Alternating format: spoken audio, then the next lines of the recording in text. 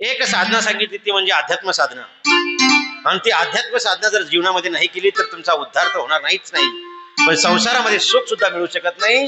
अनेक लोक या सुखाच्या बाजाराचे शोध घेत आहेत, बाजारामध्ये सुख शोधण्याचा प्रयत्न करतायत, पण सुख मिळत नाही. याला कारण काय? आपलं चित्त जागेवर नाही. आपण धावपळ उगीच नाशिवंत वस्तू मागे पळत असतो. नाशिवंत वस्तू कोणती? हा संसार नाशिवंत आहे, आणि कितीही काही झालं तरी तुम्ही त्या संसारामागेच पळतायत, आणि त्याचीच धाव आहे. कारण आपण आपल्या जीवनामध्ये आपलं ध्येय ठरलेलं नाही. आपलं महत्व आपण कशाला दिलं पाहिजे ज्याला कळत नाही, त्यांच्या जीवनामध्ये दुःखच भोगावं लागतं. संसारात राहून कसं राहायचं? संसारात राहून संसारात असल्यासारखं नाही. संसारात तुम्ही आहात, तुम्ही संसारात नाही पाहिजे.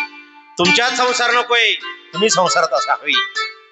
पण संसारामध्ये राहून सुद्धा मनुष्य भगवंताचं भजन करत नाही. याला कारण काय? कालही सांगितलं, विषयाला भरलेला आहे. सुखाच्या आशेनं जीव प्रयत्न करतो, म्हणून आपल्याला कथा गोड लागत नाही, कथा आपल्या मनामध्ये उतरत नाही. मनामध्ये कथा उतरण्याकरता कमीत कमी 2 ते 3 महिने कथा चालू ठेवावं लागेल. मला एक सांगा, साधं मळ्यामध्ये गेल्यानंतर शेतकरी वर्ग आहात, मळ्यामध्ये रोज जावं लागतं का 2 महिने जावं लागतं? एवढं जरी तण झालं ना शेतामध्ये, तरी असं वाटतं कधी ते खुरपणे होईल. या प्रत्येक शेतकऱ्याची जी भावना असते, तशी तुमची भगवंताला भेटण्याकरता, भगवंत प्राप्त करण्याकरता, देवानं आमच्यावर कृपा करण्याकरता, त्या भगवंताला शरण गेलं पाहिजे. भगवंत सोडलं तर जगात तुम्हाला काही दिसलं नाही पाहिजे. एवढी ज्याने जीवनामध्ये कथेचा विचार केला, कथा आपल्या मनात उतरवण्याचा प्रयत्न केला, तर त्याचं काहीतरी जीवनाचं सार्थक झाल्याशिवाय राहणार नाही. दक्ष राजाची कन्या सती कशी झाली? मी काल बोलून गेलो कथेच्या माध्यमातून. एक कथा अशीही आहे की काल शौनक ऋषींनी सुतजींना प्रश्न विचारला होता. सुतजींनी सांगितलेला प्रश्न म्हणजे शिवमहात्म्य. आणि आजचा प्रश्न असा आहे, नारद मुनी ब्रह्मदेवाला विचारतायत, सती कन्या दक्ष राजाची कशी झाली ते आम्हाला सांगा. ब्रह्मदेवाला ज्यावेळेस नारदाने प्रश्न विचारला, नारद हा ब्रह्मपुत्र आहे आणि दक्ष सुद्धा ब्रह्मपुत्रच आहे, पण त्या ब्रह्मपुत्र नारदाने प्रश्न विचारला, दक्ष राजाची कन्या कशी झाली सांगा. हा संवाद 2 व्यक्तींचा संवाद म्हणजे या शिव महापुराणामध्ये अनेक ठिकाणी प्रश्न आलेले आहेत. काही नंदीने प्रश्न सांगितलेले आहेत, उत्तर दिलेले आहेत. काही शौनक ऋषींनी उत्तर दिले आहेत. काही नारद मुनीने प्रश्न विचारले आहेत. काही भगवान शंकर आणि पार्वती मातेचं संवाद आहे. अशा सर्व संवादाच्या कथा शिव महापुराण कथेमध्ये आहे. मग तुम्ही म्हणाल, महाराज 400 कथा ऐकायच्या आहे, 400 कथा आम्हाला श्रवण करायचे आहे. एक जरी कथा तुमच्या मनामध्ये आली, शिव म्हणजे कथा पूर्ण डोक्यात ठेवण्यापेक्षा भगवान शिव आमचा कल्याणकारी आहे आणि भगवान शिव आमचं कल्याणच करेल, ही भावना ज्याच्या मनामध्ये आहे त्याने नुसतं शिव शिव शिव जरी म्हटलं तरी 2 शिवनामाचे 2 शब्दांचा किती मोठा फायदा आहे. एका सुंदर अभंगामध्ये सांगितलंय, 2दा शिव जर म्हणलं, 1दा शिव म्हणलं तर काय पुण्य आहे, त्याचं उत्तर त्या अभंगाच्या द्वारे दिलेलं आहे. शिव शिवा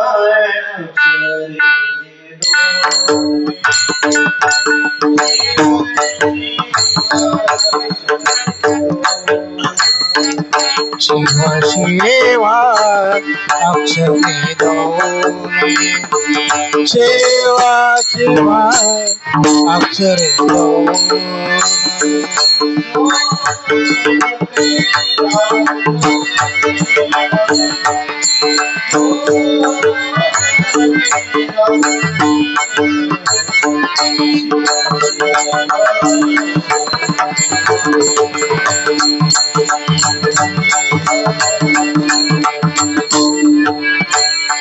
जो जपे रात्रांदेना जो जपे रात्रांदेना शिव शिवा अक्षर शिवा शिवा अक्षर दोन नमः पार्वती पते हर हर महादेव. भगवंताच्या दरबारामध्ये हात वर केले तर कोणत्या प्रकारचा खांदा दुखणार नाही तुमचा. शरीराला, विज्ञानाला, या जीवनालाच गती देण्याचं काम शिव महापुराण कथा करत असतात. जीवनाच्या व्यथा दूर करण्याचं काम शिव महापुराण कथा करते. ज्यांनी आता आपल्यापैकी कितीही जेवढे जमले असतील त्यांनी शेवटच्या क्षणापर्यंत म्हणजे माझा श्वास संपेपर्यंत मी भगवान शिवाचं नाम सोडणार नाही ही ज्यांनी खुणगात बांधली त्याचं जीवनामध्ये कल्याण झालं. देवावरला विश्वासच सोडलाय तुमचा. खरं सांगू बरं, मला सांगा, तुम्ही अनेक प्रकारचे देव करतात. आता श्रावण सुरू झाला, भगवान शंकर. आता भाद्रपद लागला, गणपती. भाद्रपद संपल्यानंतर अश्विन, नवरात्र झाल्यानंतर कार्तिकीमध्ये दिवाळी, लक्ष्मीपूजा. डिसेंबर मध्ये गेलात तुमचे उपवास कोणते, मार्गशीर्षाचे. जानेवारी गेला मकर संक्रांत. 2 महिने नुसतं वानच वाटायचं काम चालू राहतं आपलं. देव किती देव करतात तुम्ही. देव करून काही उपयोग नाही. किती जास्त युट्यूबला कथा चालू आहे माझी, जबाबदारीने बोलतोय मी. भगवान शंकराचं स्मरण जर केलं तर काय होईल. आपल्या जीवनामध्ये कधीतरी स्वार्थ सोडूनच काम करत नाही आपण, म्हणून दुःख आहे आपल्याला. कधीतरी ते बाजूला जा. 100 लोक आहे ना, 100 लोकांनी जरी भगवान शिवाचं स्मरण केलं ना, रोज शिव श्री शिवाय नमस्तुभ्यम, श्री शिवाय नमस्तुभ्यम. ज्यांनी भाकरी केल्या असतील, आज भाकरी केल्या सगळ्यांनी, पण शिवाय कोणी म्हणलं असेल. किती गोड वर्णन आहे त्या शिवाय श्री शिवाय नमस्तुभ्यम. आणि आपल्या जीवनामध्ये एवढी भक्ती आहे देवाची, देवाला काहीच लागत नाही. काही न लगे एक भावाची कारण तुका म्हणे आणा विठोबाची. भगवंताचं नामचिंतन करण्याकरता काही लागत नाही. तुम्ही किती मोठ्या बंगल्यामध्ये राहता याला किंमत नाही. तुम्ही किती मध्ये झोपडीमध्ये राहता याला किंमत नाही. अरे मरायला लागते ना, ज्यावेळेस मरायचंय ना त्याच वेळेस तुमच्या अंगावर किती मीटरचा कपडा आहे हे कोणी बघत नाही. त्याला किती मीटर लागतोय मला अजून माहित नाही, पण जेवढा मीटर लागतो ना तेवढा फक्त सफेदच वापरतात. मग कितीही तुम्ही मखमली घातला, किती लिलांचा घातला, त्याला किंमत. मग जगामध्ये जर त्या कपड्याला किंमत नाही तर तुम्ही जगून काय करायचं. तर फक्त एक गोष्ट करायची, त्या भगवंताला स्मरण करायचंय. भगवंताचं नाम सोडलं तर जगात तुमचा उद्धार कोणी करणार. एक श्री शिवाय नमस्तुभ्यम काय करतं आमच्या जीवनामध्ये. ज्यांना जमत नाही ना, बरं आता सगळ्यांना जमणार आहे. तुम्हाला जमत नाही असं कोणालाच नाही. या भगवान शिवाचं नामचिंतन करत असताना बडबड करू नका.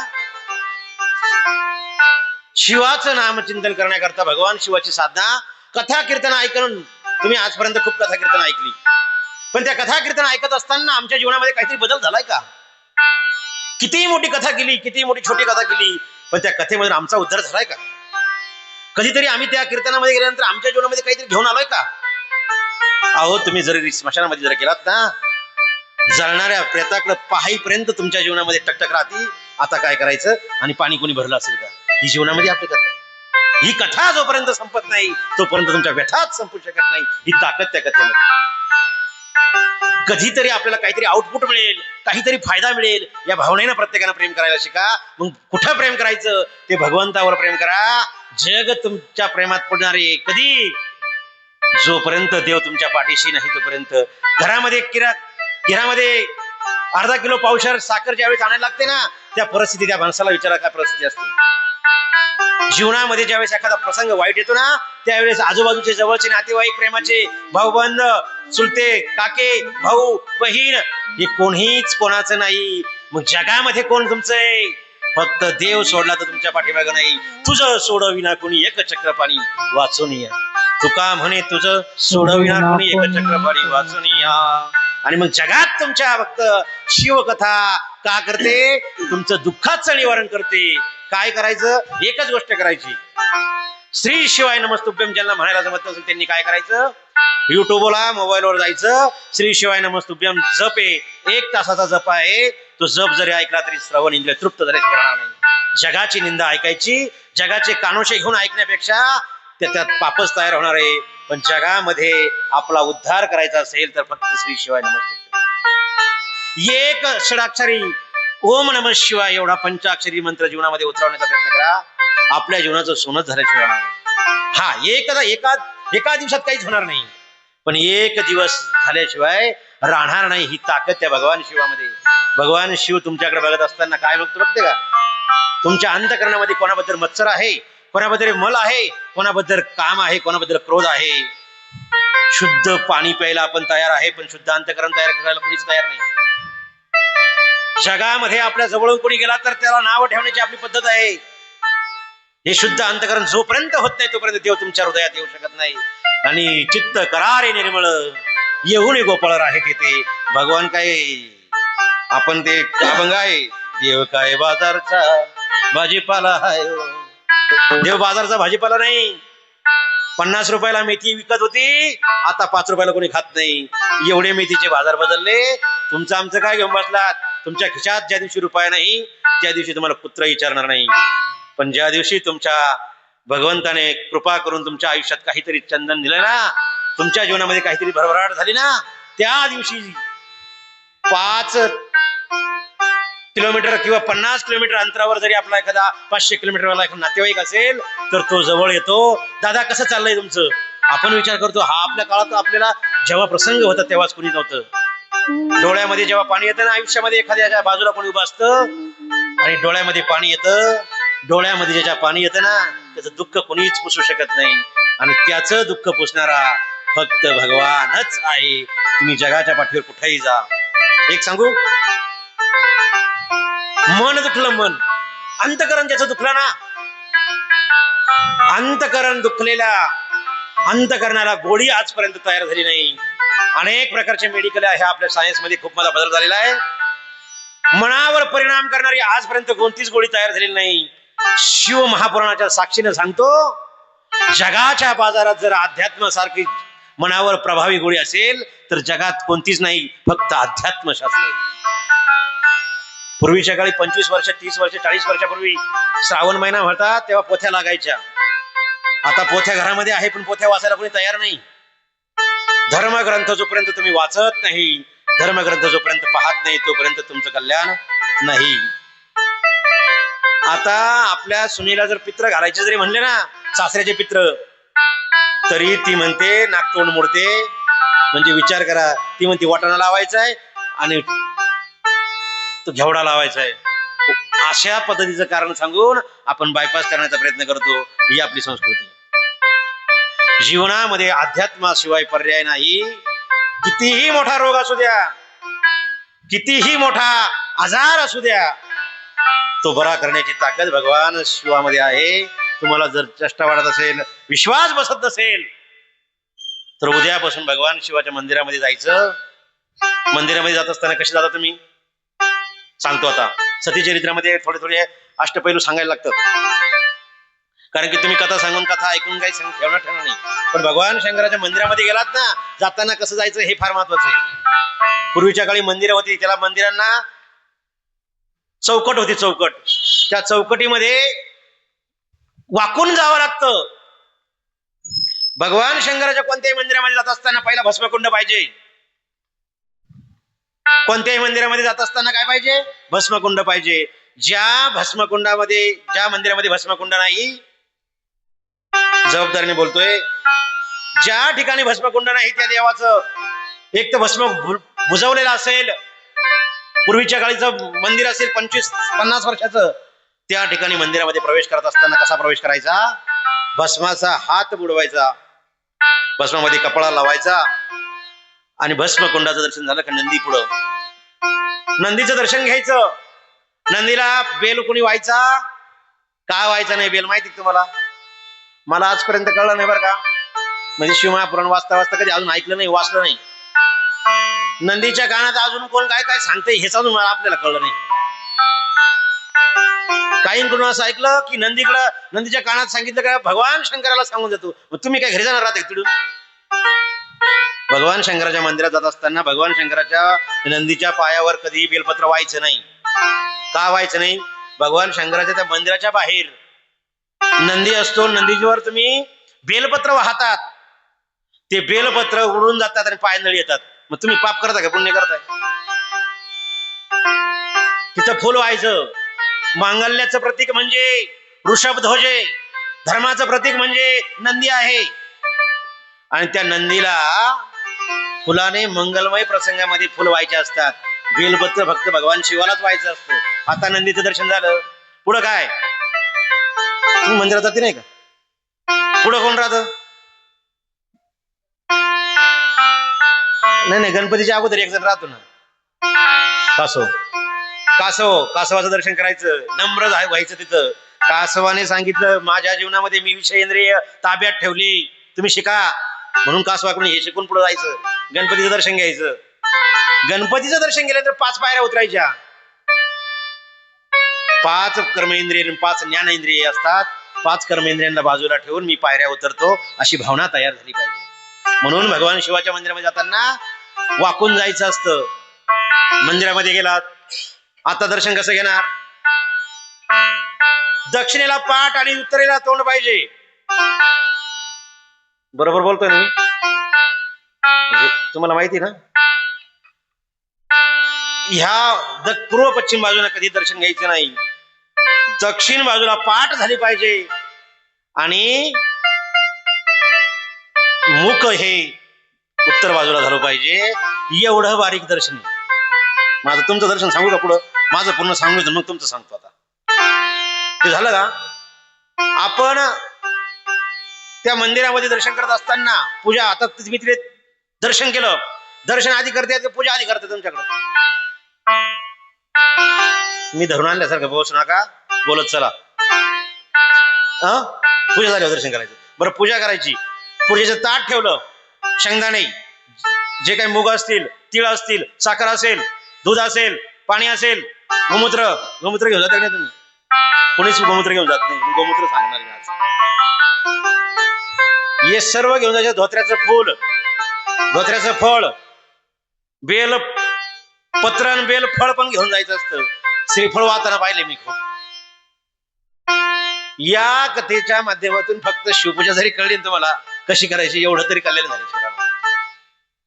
आता ऐका, तुम्ही ताट ठेवलं, मांडी घालून बसलात, आता काय करता तुम्ही? गाई ना ती पूजा काय करतात? ओढी द्या. आता एकच सांगा, एवढ्या महिलांमधून जी पूजा करत असताना तुम्ही ताट ठेवलं, त्या पूजा करत असताना पहिलं काय करत्या? कोणावर घालायचं? त्या पूजेवर घालायचं ना. धन्य तोची जगी हरिरंगिनाचे. एक सांगू का? पहिलं तिथंच पहिलं पाप झालं तुमचं. जर भगवान शंकराची पूजा, भगवान शंकराच्या शिवलिंगाची पूजन केल्यानंतर पहिल्यांदा जर तुम्ही त्याला पाणी टाकलं ना, टाकलं, तुमचं अर्ध पुण्य दिलं, पुण्यच गेलं. पाप तर वाढलं, ती गोष्ट वेगळी, पुण्य गेलं. भगवान शिवाची पूजा झाल्यानंतर 1 मिनिट 1 सेकंद भगवान शिव तिथे येत असतात. काल आपण पूजा करून आलो, त्यावेळेस भगवान शिवाच्या मंदिरामधून ज्यावेळेस किती गर्दी असू द्या, कोणी असू द्या, भगवान शिव स्वतः स्वयंभू देवता त्या मंदिरामध्ये प्रवास करत असतात आणि प्रवेश करून आपली पूजा कशी झाली पाहत असतात. आणि ज्याने पूजा केली त्याच्यावर तुम्ही काय केलं? मग पाप केलं का पुण्य केलं? आता ऐका, मग काय करायचं? पूजा सुरू करायच्या अगोदर 5 वेळा आचमन करायचं शिवलिंगाच्या बाजूला. आणि शिवलिंगाचं पूजन करायच्या अगोदर 5 वेळा आचमन करायचं. सर्व पूजा काढून घ्यायची व्यवस्थित पूजा काढून घेतल्यानंतर ती एका पात्रामध्ये घ्यायची. फुलं असतील, बेलपत्र असतील, जे काही फळं असतील, त्याच्यावर श्रीफळ असतात, केळं असतात, सफरचंद असतात, सर्व प्रकारची पूजा आहे ती सर्व घेऊन यायची घरी. कुठं यायची? ती एका पात्रामध्ये घेऊन यायची. मग आपली आता घेऊन येण्याच्या अगोदर तिला पूजा करा. पूजा करत असताना पहिलं स्वच्छ शिवलिंग धुवून काढा, गोमूत्राने, दुधाने, आणि हे सर्व टाकल्यानंतर शिवलिंग स्वच्छ धुतलं की ते पाणी धरायचं. ज्या मुलाला बोबडं बोलता येत असेल, ज्याला वाचा सिद्धी प्राप्त नसेल, ज्याची बुद्धी चालत नसेल, ते पाणी त्याला रोज पाजा. त्याला वाचा सिद्धी प्राप्त होण्याची ताकद शिवलिंगामध्ये. काही नास्तिकवादी लोक म्हणतात, काय गरज आहे भगवान शंकराच्या शिवलिंगावर दूध टाकण्याची? अरे, आमचा धर्म असा शिकवतो, दूध जरी टाकत असेल तरी आमचा भगवान आमच्यावर प्रसन्न आहे. ही ताकद आमच्या भगवान शिवाची आहे. मग काय पाहिजे तुम्हाला? ते पाणी धुवून आणायचं, ते पाणी धरून घ्यायचं, पूजा साईडला, पाणी साईडला, आणि मग आपलं पूजन करायचं. काय करायचं? आता श्रावण आला, श्रावण सोमवार आहे. कशाची मूठ आहे आता? कोणी कोणी पाहिली मूठ आजची, समोरची, यावरची, या त्या तांदळाची. तांदळाची मूठ ठेवायच्या अगोदर हळदी कुंकू, अक्षदा, मूठ, आणि मग आपण काय टाकायचं? मग तिथं कापूर टाकायचा. कापूर टाकल्यानंतर कापूर जाळून घ्यायचा. कापूर जाळल्यानंतर त्या ठिकाणी आरती म्हणून मग बाहेर पडायचं. कारण का? भगवान शिव तिथे आहे. आता बाहेर निघा. तांब्यामध्ये स्वच्छ असलेलं ते तीर्थ आहे आणि ते तीर्थ बाजूला ठेवायचं, पूजाही बाजूला ठेवायची. महिला मंडळीने कधीही त्या मंदिराला प्रदक्षिणा मारत असताना साष्टांग दंडवत कधी घालायचा नाही. साष्टांग दंडवत फक्त पुरुषांनीच घालायचा असतो. फक्त महिलांनी दर्शन करायचं आणि प्रदक्षिणा मारून घरी जायचं. नाहीतर काही काही महिला लोटांगणच घालते 2 तास तिथं. तर मंदिराला त्रास द्यायचा नाही आणि देवाला भार टाकायचा नाही. हे सगळं जबाबदारीने बोलतोय. हे सांगायची गरज आहे तुम्हाला. कथा ऐकून तुम्ही ध्यानात ठेवत नाही म्हणून सांगायची वेळ आली. मी प्लॅटफॉर्म बदलून घेतला ना. मी काय केलं, ठाणगावला जरी रस्ता खराब जरी असला तर आडवाडी मार्गी घेऊन आलोच ना तुमच्याकडे. तसं बायपास करून घेतलेलं आहे. म्हणून भगवान शंकराच्या मंदिरामध्ये जाते. आता तुम्हाला असे 2 कामं सांगितली. एक, तीर्थाचं काय करायचं सांगितलं, पूजा करायची काय करायचं सांगितलं, निर्माल्याचं काय करायचं एक सांगू. निर्माल्य मिक्सर मध्ये स्वच्छ धुवून घ्यायचं. धुवून घेताना मिक्सर मध्ये टाकायचं आणि त्याच्यात मिक्सर मध्ये ज्यूस करून तो रोज सगळ्यांना प्यायला द्यायचा. ज्यांना ज्यांना वाटत ना आज काही चुकीचं आहे त्यांनी ते सर्व जमा करून ठेवायचं. आणि ते जमा करून ज्यांना करायचं नाही त्यांनी काय करायचं, त्यांना ज्यूस करायचा. मी ठाणगावला कायमच आहे. ज्यांनी केलं त्यांचे कॉन्टॅक्ट नंबर पण आहे. आता तो ज्यूस मला द्यायचा. 500 रुपयाला वाटली. माझ्याकडे काय पाहत्या, त्याची 500 रुपयाची किंमत आहे. 500 रुपयाची किंमत काय नीटला जरा ऐका. टीबी सारख्या, कॅन्सर सारख्या आजारावर उपयुक्त असणारा तो ज्यूस आहे. तो ज्यूस जो 25 दिवस पिईल ना त्याच्या जीवनामध्ये कधीच उष्णता होणार नाही. ही ताकद त्या भगवान शिवाच्या निर्माल्यामध्ये आहे. कारण की भगवान किती मिनिटं येतात तिथं? 1 मिनिट जरी आले आणि 1 सेकंद जरी आले तरी भगवान शिव आपल्यावर कृपा केल्याशिवाय राहणार नाही. आणि तुमचा भाव शुद्ध असावा. कोणीही त्याची तिरस्कार करायचा नाही. त्या निर्माल्याचा तिरस्कार करणाऱ्या माणसाला पापापासून सुटका नाही, नरक यातनाच भोगावे लागतील. श्री शिवाय नमस्तुभ्यं. श्री शिवाय. श्री शिवाय श्री शिवाय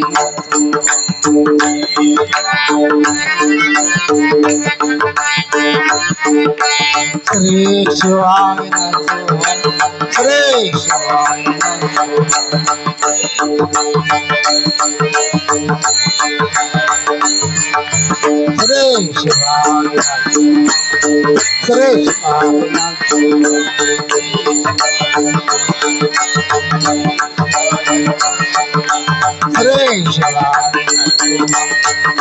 शिवाय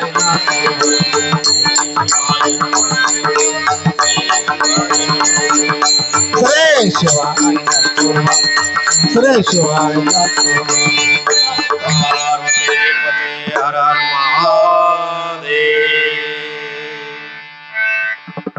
गोड आहे ना? काय गोड आहे? श्री शिवाय नमस्तुभ्यं. गोडी लागली पाहिजे, गोडी लागली पाहिजे. गोडी जोपर्यंत लागत नाही तोपर्यंत तुमच्या जीवनामध्ये कधीच तुम्हाला ते भगवंताचं नाव येण्याकरता मुखामध्ये, तुमच्या मुखामध्ये काय काय सांगू का इथं? आता खूप बोलण्यासारखं आहे पण तुमच्या मुखात काय तुम्हाला चांगलं माहिती. त्याच्यापेक्षा मी सांगण्याची काही गरज नाही. मी फार लहान आहे. तुमच्या चरणावर पुन्हा एकदा नतमस्तक होऊन, कारण की कथेला आल्यानंतर श्रोते हे आमचे देव आहेत. देव स्वरूप श्रोते आहेत. म्हणून या श्रोत्यांच्या कानात नतमस्तक होणं गरजेचं आहे. या मृत्यू लोकामध्ये भगवान शिवाची अशी पूजा करायला पाहिजे. आणि मग त्या ब्रह्मदेवाला विचारलं कोणी, मी कथेवर परत पुन्हा येणार, तुम्हाला करंट देऊन गेलो फक्त. आता करंट दिलेला आहे. आता तुम्ही जागेवर आले ऐकण्याच्या मनस्थितीत झाले. आतापर्यंत तुम्ही घरामध्येच होते, आता घरातून बाहेर आले.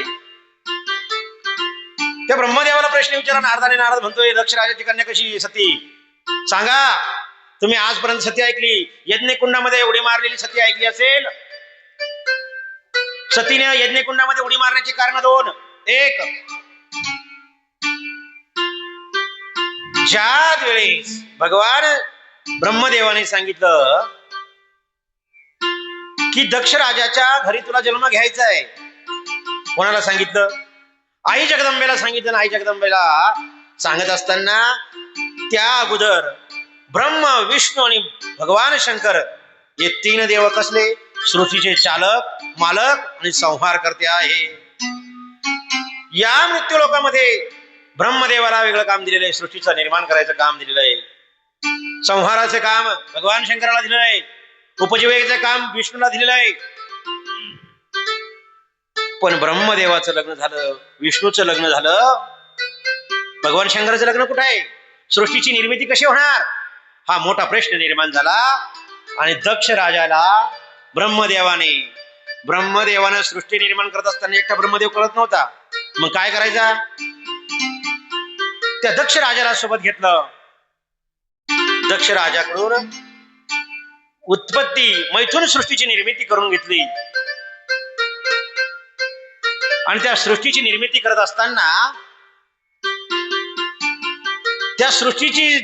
असताना भगवान शंकराची जर लग्नच झालं नाही तर सृष्टी निर्माण कशी होणार? पतीशिवाय पत्नी अधुरी आहे आणि पत्नीशिवाय पती अधुरा आहे आणि दोघांशिवाय संसारही अधुराच आहे. तुम्हाला वाटतंय काय जर नवरा असतो एकटा संसार होईल? तुमचं काय म्हणणं आहे? नवऱ्याने एकट्याने संसार होईल का? शिंदे काय वाटतं तुम्हाला? एकटा नवरा जरी असला तरी त्याला संसार होणार नाही, एकटी पत्नी असली तरी संसार होणार नाही. मग काय करायचं?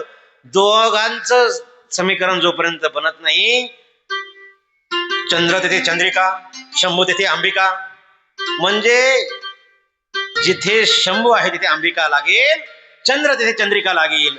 मग जर सृष्टीचा चालक जर त्या पती पत्नी शिवाय नाही तर आपला आमच्या जीवनामध्ये काय? म्हणून कधीच एक गोष्ट ध्यानात ठेवा, कथेच्या माध्यमातून 50 वर्ष वय झालं आपल्या सगळ्यांचं, आता इथं बसलेल्यांचं. माझं नाही झालं, तुमचं झालं. 50 वर्ष झालं आता म्हणू नका. काय अजूनही 50 वर्ष झाले तरी भांडणं काय संपत नाही. आणि भांडणं केल्याशिवाय तुम्ही राहत नाही. आणि त्या संसारामध्ये परत त्यांना टोपरी देऊ नका. काय असतं? पुरुष हा जबाबदार व्यक्ती असतो, त्याच्यावर पुन्हा एकदा लांछनास्पद बोलून किंवा त्याला अपमानित करून काही मिळत नाही.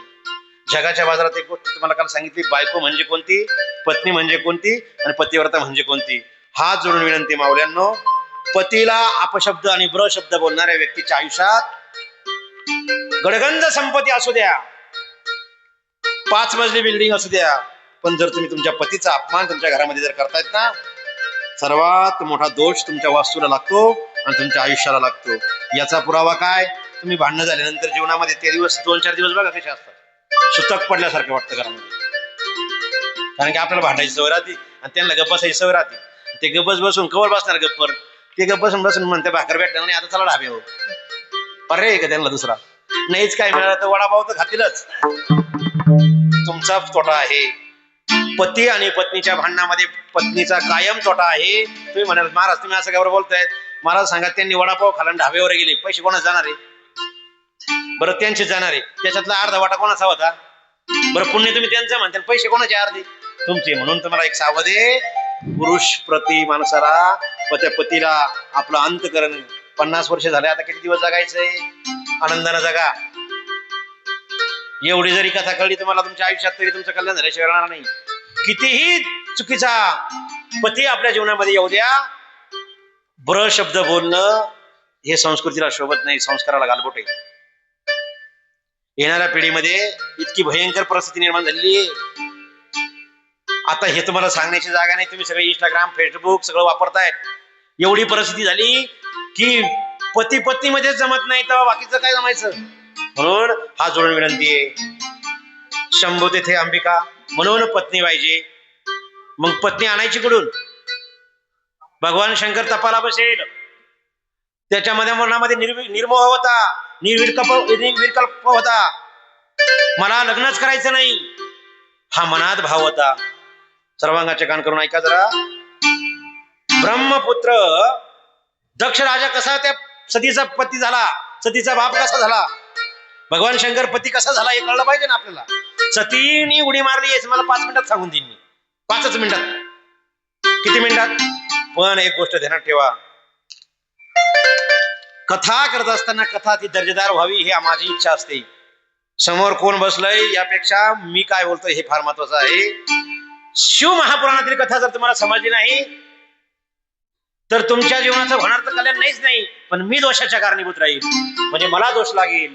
कारण की कथा प्रवचन कीर्तन करणं म्हणजे दर्जे जबाबदारीचं काम आहे आणि एवढं सोपं नाही. म्हणून तुम्ही आमच्या या ऐकून घेताय 2 शब्द आणि आमच्या सहवासामध्ये. म्हणून भगवान शंकराची कथा ऐकत असताना एक गोष्ट ध्यानात ठेवायची, सर्वांगाचे कान करून ऐका. पती भगवान शंकराचे पती म्हणजे भगवान शंकर पती झाले सती मातेची. सती कशी पत्नी झाली याचं कारण मी सांगतो. एका मिनिटात सांगितलं, 5-10 मिनिटात समजून सांगितलं सगळं की उडी कशी मारली, काय मारली, कशी मारली. कारण खूप आहे त्याला. 2 कारण सांगितले, सतीने उडी मारली त्याची. पण त्याच्या अगोदर त्या सतीचा जन्म कसा झाला, कोणा अट्टहास केला, या सृष्टीची निर्मिती ज्या ब्रह्मदेवाला विष्णूला आणि पडली आणि चर्चा संवाद सुरू झाला. रती संध्या चरित्र, रती चरित्र, कामदेव यांना सर्वांना आमंत्रित करून झालं. ब्रह्मदेवानं सर्वांना बोलावून घेतलं, काम प्रकट केला, कामाला भस्म केलं भगवान शंकराने. आजूबाजूच्या नगरीमध्ये त्या परिसरामध्ये सर्व फुलांना काम सोडला. ऋषी असतील, साधू असतील, महात्मे असतील, त्यांना काम जागृत झाला. साधूचा काम जागा होणं म्हणजे सोपं नाही. फुलांना काम भावना निर्माण झाली, फुलं. पण भगवान शंकराला कोणत्याही प्रकारचं काम झाला नाही. कामच नाही झाला म्हणजे मग पत्नी करायची भावना तयार कशी होईल. आता फार गोड चिंतन आलेलं आहे, फार सूक्ष्म चिंतन आहे, ती बारीक सांगत नाही. पण काम नाही पीडित झालाच नाही भगवान शंकर. मग प्रश्न पडला ब्रह्मदेवाला, भगवान विष्णूला की आता काय करायचं. आता एकच विनंती, ब्रह्मदेव आणि भगवान विष्णूचा संवाद सुरू झाला. म्हणताय काय की आपण आता आई जगदंबेला प्रार्थना केली पाहिजे. आई जगदंबेला विनंती केली, हे आई जगदंबे की तू माझ्या जीवनामध्ये आमच्या या सृष्टीची चालक मालक तू आहे, तुला माहिती आहे. कारण की भगवान शंकराची ती अर्धनरनाटेश्वरी जो अवतार आहे भगवान शंकराचा, तो म्हणजे स्त्री तत्व आहे. भगवान शंकराला लग्न करावं लागेल, या सृष्टीची निर्मिती करावी लागेल, तुला अवतार घ्यावा लागेल. आई जगदंबेला आव्हान केलं. कुणी? ब्रह्मदेवाने आणि भगवान विष्णूने. भगवान विष्णू आणि ब्रह्मदेवाने विनंती केल्यानंतर आई जगदंबा म्हणते, जगाचं कल्याण होणार असेल आणि भगवान शंकर माझे पती होणार असेल तर मी अवतार घ्यायला तयार आहे सृष्टीमध्ये. भगवान शंकराला वराची जी तयारी ठेवली, आई जगदंबेला आनंदच होता, पण कल्याण होतं ना. मग त्या ब्रह्मदेवाने सांगितले दक्ष राजाला, तू काय कर, तू तपश्चर्या कर. तपश्चर्या करत असताना तपश्चर्या कशी केली कुणी? दक्ष राजाने. दक्ष राजाने तपश्चर्या केल्यानंतर त्या तपश्चर्याचं जर तुम्ही तपश्चर्या जर बघितली ना, आज कोणीच करू शकत नाही. पण ब्रह्मदेव पित्याने आज्ञा दिली होती आणि ती आज्ञा मोडायची कशी. 3000 वर्ष तप केलं कुणी? त्या दक्ष राजाने. आणि कोणत्याही प्रकारचं अन्न सेवन केलं नाही. फुलं पानं वायूचं भक्षण करून 3000 वर्ष तप केलं. आणि दक्ष राजाला आई जगदंबा प्रसन्न झाली. आई जगदंबाने वर दिला. आई जगदंबा म्हणते, हे दक्ष राजा, तू कशासाठी तपस्या केली, सांग काय वर आहे तुझा. आपण जर तपश्चर्या केली, आपण तपश्चर्या करू का एवढी? आपण किती तपश्चर्या करशाल? तुम्हाला काय वाटतं किती तपश्चर्या करशाल तुम्ही? एखादा सोमवार धराल, बरं जाऊ दे, एखादा महिना धराल, एखादं वर्ष धराल, 3000 वर्ष तप पूर्ण केल्यानंतर व आई जगदंबा प्रसन्न झाली. आई म्हणते, काय वर आहे तो सांग. आणि स्वर मागितल्यानंतर त्याने सांगितलं, हे आई जगदंबे महेश्वरी जगतपालिका, या जगाची तू सर्व चालक आहे, मालक आहे, तुला माहिती सर्व. मी सांगायची काही गरज नाही, पण तुला पुन्हा एकदा सांगतो, या सृष्टीची निर्मिती करण्याकरता भगवान शंकर तप आचरण करतायत आणि त्यांच्याशी तुमचा विवाह व्हावा आणि तू माझ्या पोटाला जन्माला यावी ही माझी भावना आहे. आई जगदंबा प्रसन्न झाली. तथास्तु. आई जगदंबा तथास्तु झाली म्हणली आणि प्रसन्न झाल्यानंतर आई जगदंबेने शब्द दिला. पण शब्द दिल्यानंतर आई जगदंबेने एक आट टाकली की हे दक्ष राजा, तू म्हणतोय तुझ्या घरी जन्माला यायचंय, काही हरकत नाही. आई जगदंबा, अंबिका, महेश्वरी, भगवान शंकराच्या पत्नीला म्हणजे आई जगदंबेला नावं किती होती. आपण मुलांची नावं मुलींची नावं कशी ठेवतो? चिंटी, बंटी, गुड्डी असं म्हणतो आपण. माहेश्वरी आई जगदंबेचं नाव आहे. इतके सुंदर नाव आहे की ते ठेवल्यानंतर सुद्धा भगवान त्या आई जगदंबेचं चिंतन केल्याचं पुण्य मिळेल. म्हणून जुने लोक पांडुरंग, तुकाराम असे नावं ठेवित होते. आणि आपण नावं ठेवतो आता सांगितले पुन्हा एकदा, सांगायची आता जागा नाही. म्हणून त्या आई जगदंबेनं प्रसन्न झाल्यानंतर सांगितलं, दक्ष राजा, मी जन्माला तुझ्या घरी जन्माला येईल, काही हरकत नाही. पण माझा तुझ्या दरबारामध्ये किंवा तुझ्याकडून काही अपमान झाला तर मी माझ्या स्वशरीराचा काय करील? त्याग करीन. असं बोलल्यानंतर दक्ष राजा म्हणतो, काही हरकत नाही आई, तू म्हणशील तसं. त्यानंतर त्या वर दिल्यानंतर भगवान त्या ब्रह्मदेवाचे पुत्र दक्ष राजा काय म्हणतोय, आता आईनं जगदंबेनं मला वर दिलाय, मला प्रसन्न झाली, माझ्या घरी आई अंबिका जन्माला येणार. नुसतं आपल्याला एखाद्याच्या 10 वर्षानं 12 वर्षानं एखाद्याला पुत्र मुलगा काही संतान नाही झालं ना, आणि 10-12 वर्षानंतर होणार असेल तर किती आनंद होतो आपल्याला मावल्यांना.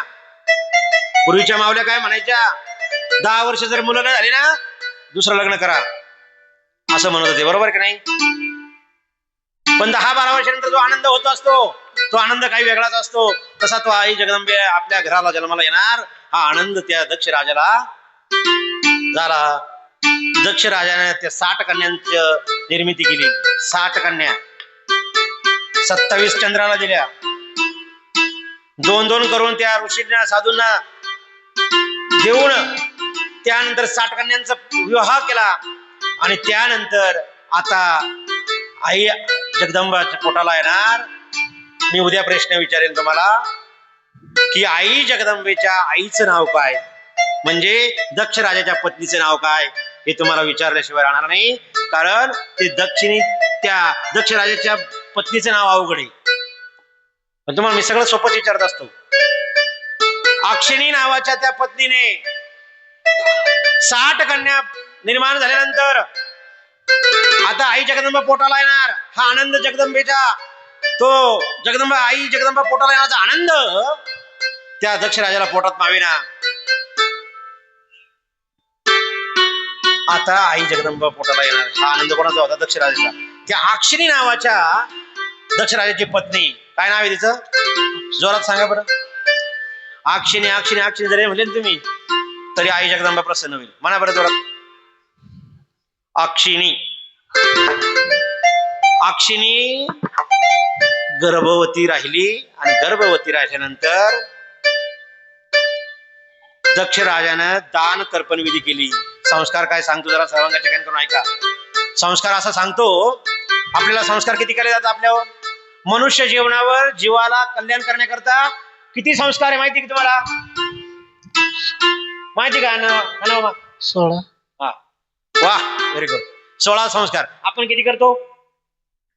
2. एकच करतो आपण. कोणता? लग्न सोहळा. आणि तो संस्कार आहे, 16 संस्कार पाहिजे. बाकी आपले संस्कारच नाही. संस्काराचा नियम असा आहे, घरामध्ये एखादा पुत्र मुलगी संतान, कोणतंही संतान जन्माला येण्याच्या अगोदर दान करण्याची पद्धत होती. दक्ष राजाने ब्राह्मणांना दान केलं. सुवर्णदान, गोदान, अन्नदान, गरिबांना वस्त्रदान, अशा सर्व प्रकारची दान केली. आणि दान करून आपला आनंद वाढवण्याचा प्रयत्न केला. दान केल्यानंतर आनंद वाढत असतो. मी काहीतरी केलं. कोण म्हणतं? आपण म्हणतो ना मनाना. म्हणायचं नाही बघा. काल म्हणलं तुम्हाला, नाही तर शेणाचा कण खावा लागेल नाही तुम्हाला. आणि या त्या दानानं तृप्त झाला आणि म्हणतो काय, आता आपल्या पोटाला आई जगदंबा येणार. कारण की आता 60 कन्या प्राप्त झाल्या. आणि 60 कन्यानंतर आई जगदंबाच पोटाला येणार हा कोणाला संकेत होता? दक्ष राजाचा संकेत होता. आई जगदंबा पोटाला येण्याच्या अगोदर एवढे संस्कार केले. कमीत कमी एक संस्कार अजून करा तुम्ही. कोणता? तोही थोडा अवघड आहे पण तुम्ही करणार नाही, पण सांगतो. ब्राह्मण समाजामध्ये जात कर्म करण्याचा एक संस्कार होता. त्या कर्मानं काय होतं माहिती का? मुलं कधीच बेकार जन्माला येते नाही. नाळ कापण्याच्या अगोदर जो संस्कार केला जातो त्याला जात कर्म संस्कार म्हणतात. अहो जगावं कसं याचा सुद्धा संस्कार सांगितलेला आहे. आणि काय खावं येतं काल सांगितलंच मी. पण जीवन कसं जगावं याला सुद्धा संस्कार आहे. आपण संस्कार कमावण्यापेक्षा संपत्ती कमावून ठेवतो. मुलांकरता संपत्ती कमावून ठेवू नका, कधीच कमावून ठेवू नका. 10 वर्षाचा 11 वर्षाचा मुलगा झाला की त्याच्या हातामध्ये हरिपाठ द्या, मुखामध्ये रामकृष्णाने म्हणू द्या, हे संस्कार द्या. ख्रिश्चन समाजाच्या एका लहान मुलाच्या उशाला कोण ठेवलं जातं? ती मूर्ती ठेवली जाते, एखादं गिफ्ट ठेवलं जातं. कोणी दिलं? तुम्हाला येशूनं दिलं असं सांगितलं जातं. आणि आपल्या मुलाला आपण 11व्या वर्षात काय देतो? हातामध्ये मोबाईल. तुम्हाला वृद्धाश्रमात नाही, तुम्हाला अरण्यात सोडायला पाहिजे. मी तो जीवनामध्ये मुलांच्या करता संपत्ती कमावून काही ठेवू नका. शून्य ठेवायचं काय, जगायपुरतं कमवायचं. संस्कार जर मुलांना दिले तर उभ्या आयुष्यात कधी वृद्धाश्रमात जाण्याची गरज येणार नाही. ज्या ज्या मुलांना तुम्ही इंजिनियर केलं, डॉक्टर केलं, वकील केलं, तेच मुलांचे बाप पुढे वृद्धाश्रमामध्ये. कालच्या एका इंस्टाग्रामच्या पोस्टवर बघितलं, मुली होत्या. मुली तुम्ही म्हणतात मुली पण सुंदर आहे, मुली पण जीव लावतात. 3 मुली होत्या. 5,000 रुपये पाठवून दिले वृद्धाश्रमात आणि सांगितलं अंत्यविधी करून घ्या, व्हिडिओ कॉल करा. ही संस्कृती का आपली?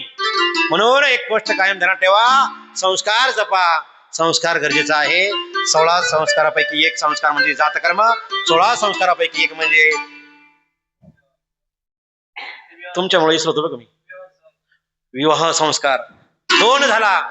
आता बालमनाचे संस्कार खूप सुंदर, वेगवेगळे संस्कार, अनेक प्रकारचे. 16 संस्कारापैकी अनेक संस्कार आपण करतच नाही. आणि एकच संस्कार करा 16 संस्काराला क्रॉस करेल, तो म्हणजे मुलांना चांगलं वळण लावा. हातामध्ये हरिपाठ दिल्यानंतर काय होईल माहिती का? उभ्या आयुष्यात तो कधीच कुठं चुकीच्या मार्गाला जाणार नाही.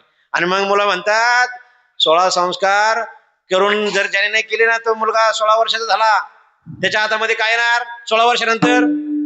आता काय येणार ते तुम्ही पाहून घ्या. 11च्या नंतर त्याला हरिपाठ दिला तर तो टाळच हातामध्ये गेल 16 वर्षात. 21 वर्षामध्ये तो कधी चुकीच्या मार्गाला जाणार नाही. कथा प्रवचन कीर्तन ऐकल्याशिवाय राहणार नाही.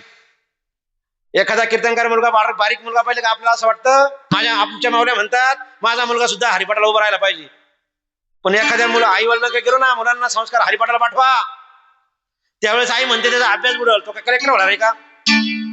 प्रत्येक आईला वाटतं कलेक्टर व्हावा, पण प्रत्येकाची गुणवत्ता वेगवेगळी असते.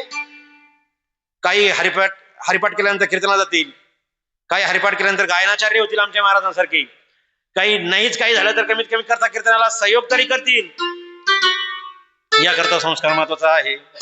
आणि सती जीवन चरित्र सांगत असताना त्या सती जीवन चरित्राचं अजून त्या जात कर्माचा विषय 9 महिने 9 दिवस झाले, 10वा महिना लागला. कोणाला? वा, आता शेकडो मला करंट लागलाय. अक्षिणीला, दक्ष राजाच्या पत्नीला 9 महिने 9 दिवस पूर्ण झाले, 10वा महिना लागला, प्रसूत झाली. आणि मग कशी प्रसूत झाली? माझी रेणुका माऊली, माझी रेणुका माऊली.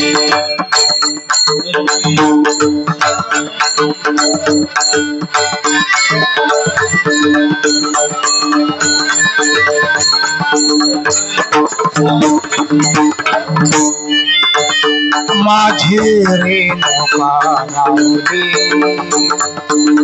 वृक्षाची सावली. माझी रेणुका माऊली, वृक्षाची सावली.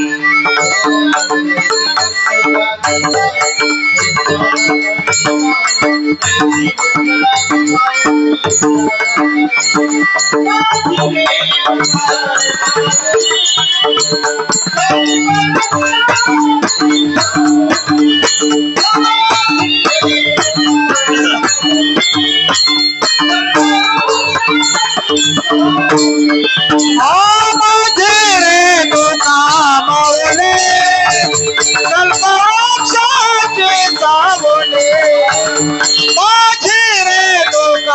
मावले कल्पवृक्षाची सावले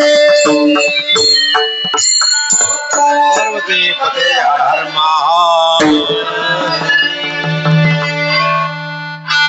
सदाशिव सांब महादेव आपल्या जीवनामध्ये येण्याकरता, आई जगदंबा सुद्धा आपल्या जीवनामध्ये येण्याकरता पुण्यच लागत असतं. मुलगी का घरामध्ये जन्माला यावी यावर मुलीवर फार बोलत असतो मी.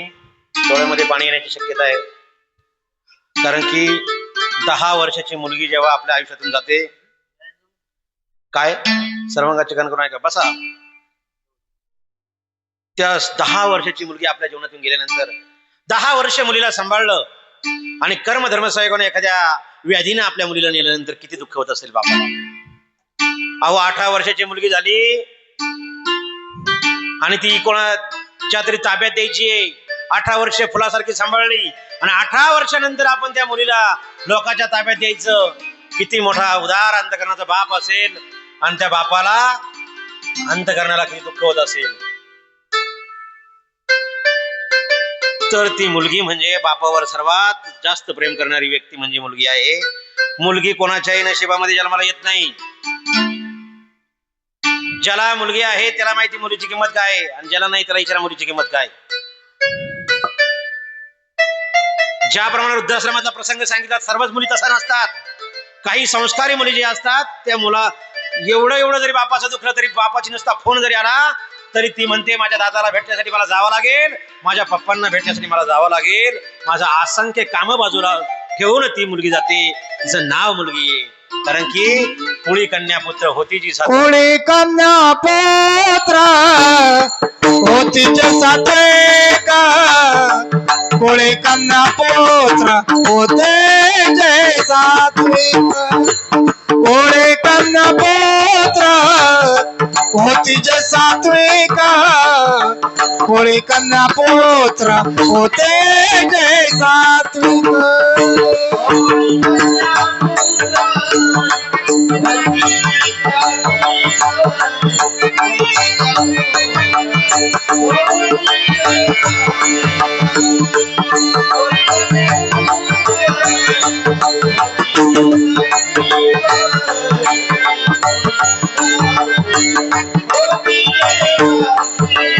कयाचा हारिक वाटे देवा कयाचा हारिक वाटे देवा कयाचा हारिक वाटे देवा कयाचा हारिक वाटे देवा कयाचा हारिक वाटे देवा कयाचा हारिक वाट देवा कोळे कन्या पुत्र होते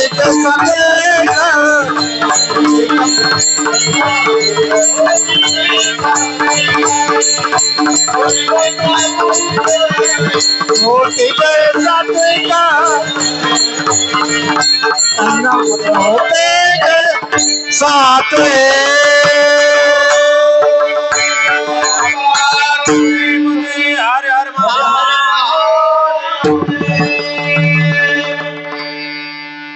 मला ही मुलगी सांगायच्या अगोदर इथपर्यंत आणून सोडायचं होतं.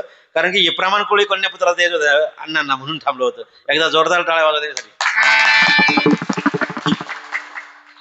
कारण की ज्यांना गायनाचं किंवा भजनाचं वेड आहे त्या लोकांना, ते लोक म्हणजे ज्यांना वेळ असतं ना, जे वेड्या म्हणजे भजनामध्ये जे वेळे होतात त्यांना काहीच राहत नाही, भान राहत नाही. कारण की त्यांना आमंत्रण देण्याची सुद्धा गरज राहत नाही. नानांनी अण्णांनी खूप सुंदर प्रमाण दिले, आनंद वाटला. आणि कोळी कन्यापुत्र होती जी सात्विक, कुळामध्ये मुलगी जन्माला येण्याकरता पुण्यच लागत असतं. म्हणून एवढा 3000 वर्ष उपतप केलं होतं. काहींना 3 मुलं 4 मुलं पण मुलगी नाही. अहो मुलगी नाही जाऊ द्या, बहीण सुद्धा नाही काहींना, बहीण नाही जाऊ द्या, आत्या सुद्धा नाही काहींना. म्हणजे विचार करा, एखाद्या नवरा बायकोचं भांडण झालं, ही का सांगायची वेळ आली माहिती का? काय का बहीण पाहिजे, का मुलगी पाहिजे आणि का आत्या पाहिजे ते सांगतो. आत्या म्हणजे आत्या, तुम्हाला कळलं का? आत्या आत्या आत्या जीवनामध्ये का पाहिजे, मुलगी जन्मामध्ये का पाहिजे आणि बहीण जीवनामध्ये का पाहिजे? जरा सर्वांगाचे कान करून ऐका. नवरा बायकोचं भांडण झालं, 2-4 दिवस जायचंय, कुठं जायचं, मुलगी नसली, बहीण नसली, आत्याने जाते कुठं जंगलात. अहो दुःख वाटून घेण्याची ताकद म्हणजे आत्या. पहिली आत्या काय म्हणती बजाच्या जीवनात. आत्या जरा बघा, आत्या म्हणते काय म्हणली ती, पावर करतात त्या आत्या. ती म्हणते माझ्या भावाचं घर आहे, ती काय गडबड करते असं म्हणत राहते ती. आत्या म्हणते तिला. मग ती आत्या झाली. दुसरी बहीण, नवरा बायकोचं किती कठीण भांडण होत्या, बहीण मध्यस्थी करते आणि मिटून ठेवते. जाऊ दे दादाच्या कुठं नाही लागत, तुझा प्रपंच, पोरं मोठे झाले, तुला कळत नाही का, हे चालूच राहत. कोण म्हणतं. आता पुढचं ऐका. 50 वर्ष झालं लग्न झालंय आणि वाद होते आपले अजूनही. आपले वाद काय संपत नाही, ते चालूच राहणार, आयुष्यभर चालू राहणार. कारण की तो वादाचाच आहे. संसार कसला आहे, भांड्याला भांडे लागल्याशिवाय राहत नाही. मुलगी सासरला गेली, तिला 2 मुलं झाले, तरी आपले वाद संपत नाही. आणि नवरा बायकोचं भांडण झाल्यानंतर दादा फोन करतो, कोणालाच फोन करत नाही. पहिला फोन कोण राहत मध्ये, बापाचा. डोळ्यामध्ये पाणी, अंगाला काटा येतं माझ्या. मुलगी दादाचा फोन जर आला तर मुलगी काय म्हणते माहिती का, दादा तुम्ही आता लहान आहे का, आणि तिचं काय सर्व आहे तुम्हाला माहित नाही का, ती आतापर्यंत मला एवढी झाली मी आणि ती सुधारली का, तुम्ही तिच्याकडून नाही लागत. कोण म्हणतं. म्हणून मुलगी पाहिजे जीवनामध्ये, मुलगी पाहिजे. ज्याच्या जीवनात मुलगी नाही काही खरं नाही, रडायला खांदाच नाही. 18 वर्षानंतर मुलीचं लग्न झाल्यानंतर जो बाप रडतो, 18 वर्षानंतर बापाला रडायला खांदा म्हणजे मुलीचा खांदा. म्हणून मुलगी जीवनामध्ये पाहिजे. आणि मुलीसाठी हा 8 तास होता. मुलगी झाली, आता एक कथा सांगत बसल्या, 11 दिवस वाचतील, एक मुलगी सांगत बसल्या, पुढे कथा खूप मोठी सुंदर आहे. सतीचं जीवनचरित्र. सतीने यज्ञकुंडात गुळी का मारली इथपर्यंत आणून सोडायचंय का सतीचं लग्न करून सोडायचंय, काय वाटतं तुम्हाला. 9 ते 11 टाइम दिलाय, 10:15 10:30 झालीच. मुलगी झाल्यानंतर रूपवान गुणवान आणि इतकी गोड ती मुलगी जन्माला आली. आणि मुलगी जन्माला आल्यानंतर तिचं बारस करण्यात आलं. भजन पूजन ब्राह्मणाला बोलवून सर्व गोष्टी त्या मुलीच्या करण्यात आल्या. आणि 5 वर्षाची ती सती माता. सती नाव का पडलं माहिती तुम्हाला. सती, तुम्ही अजून प्रश्न विचारला नाही, तुम्ही प्रश्न विचारित जा ना.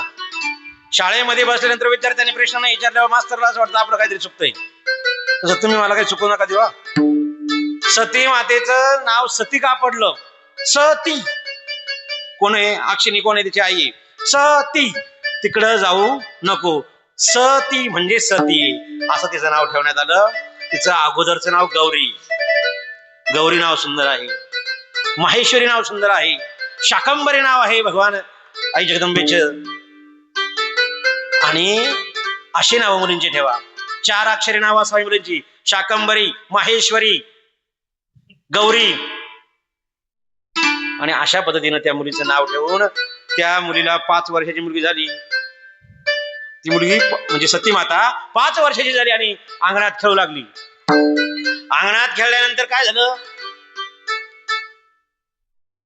नारद मुनी म्हणजे कळीचंच असतं. त्याने आतापर्यंत काय केलं चांगलं, एक तरी चांगलं काम दाखवा तुम्ही आणि एक वाईट दाखवा. सती नारद मुनीचं एक काम वाईट दाखवा आणि एक चांगलं दाखवा. अहो तो नारदच होता ना, तो ब्रह्मपुत्र होता, म्हणजे तो वाईटही करू शकत नाही, चांगलंही करू शकत नाही. त्यांनी योग्य मार्गाला घेऊन जाणाऱ्या लोकांना, चुकीच्या मार्गाला जाणाऱ्या लोकांना योग्य मार्गाला घेऊन जायचं काम नारदाने केलं. नारद चुकीचा नव्हता, पण त्या नारदाचे काही नारद निघले आपल्याकडे, ते त्याच्या पुढचे. जर समजा एवढं असलं ना दुखणं, एवढं जर कोणाचं भांडण असलं ना, लोक एवढं करून सांगतात ते नारदाच्या पुढचे का नाही, ते नारदाच्या पुढच्या कुळातले असं वाटतं.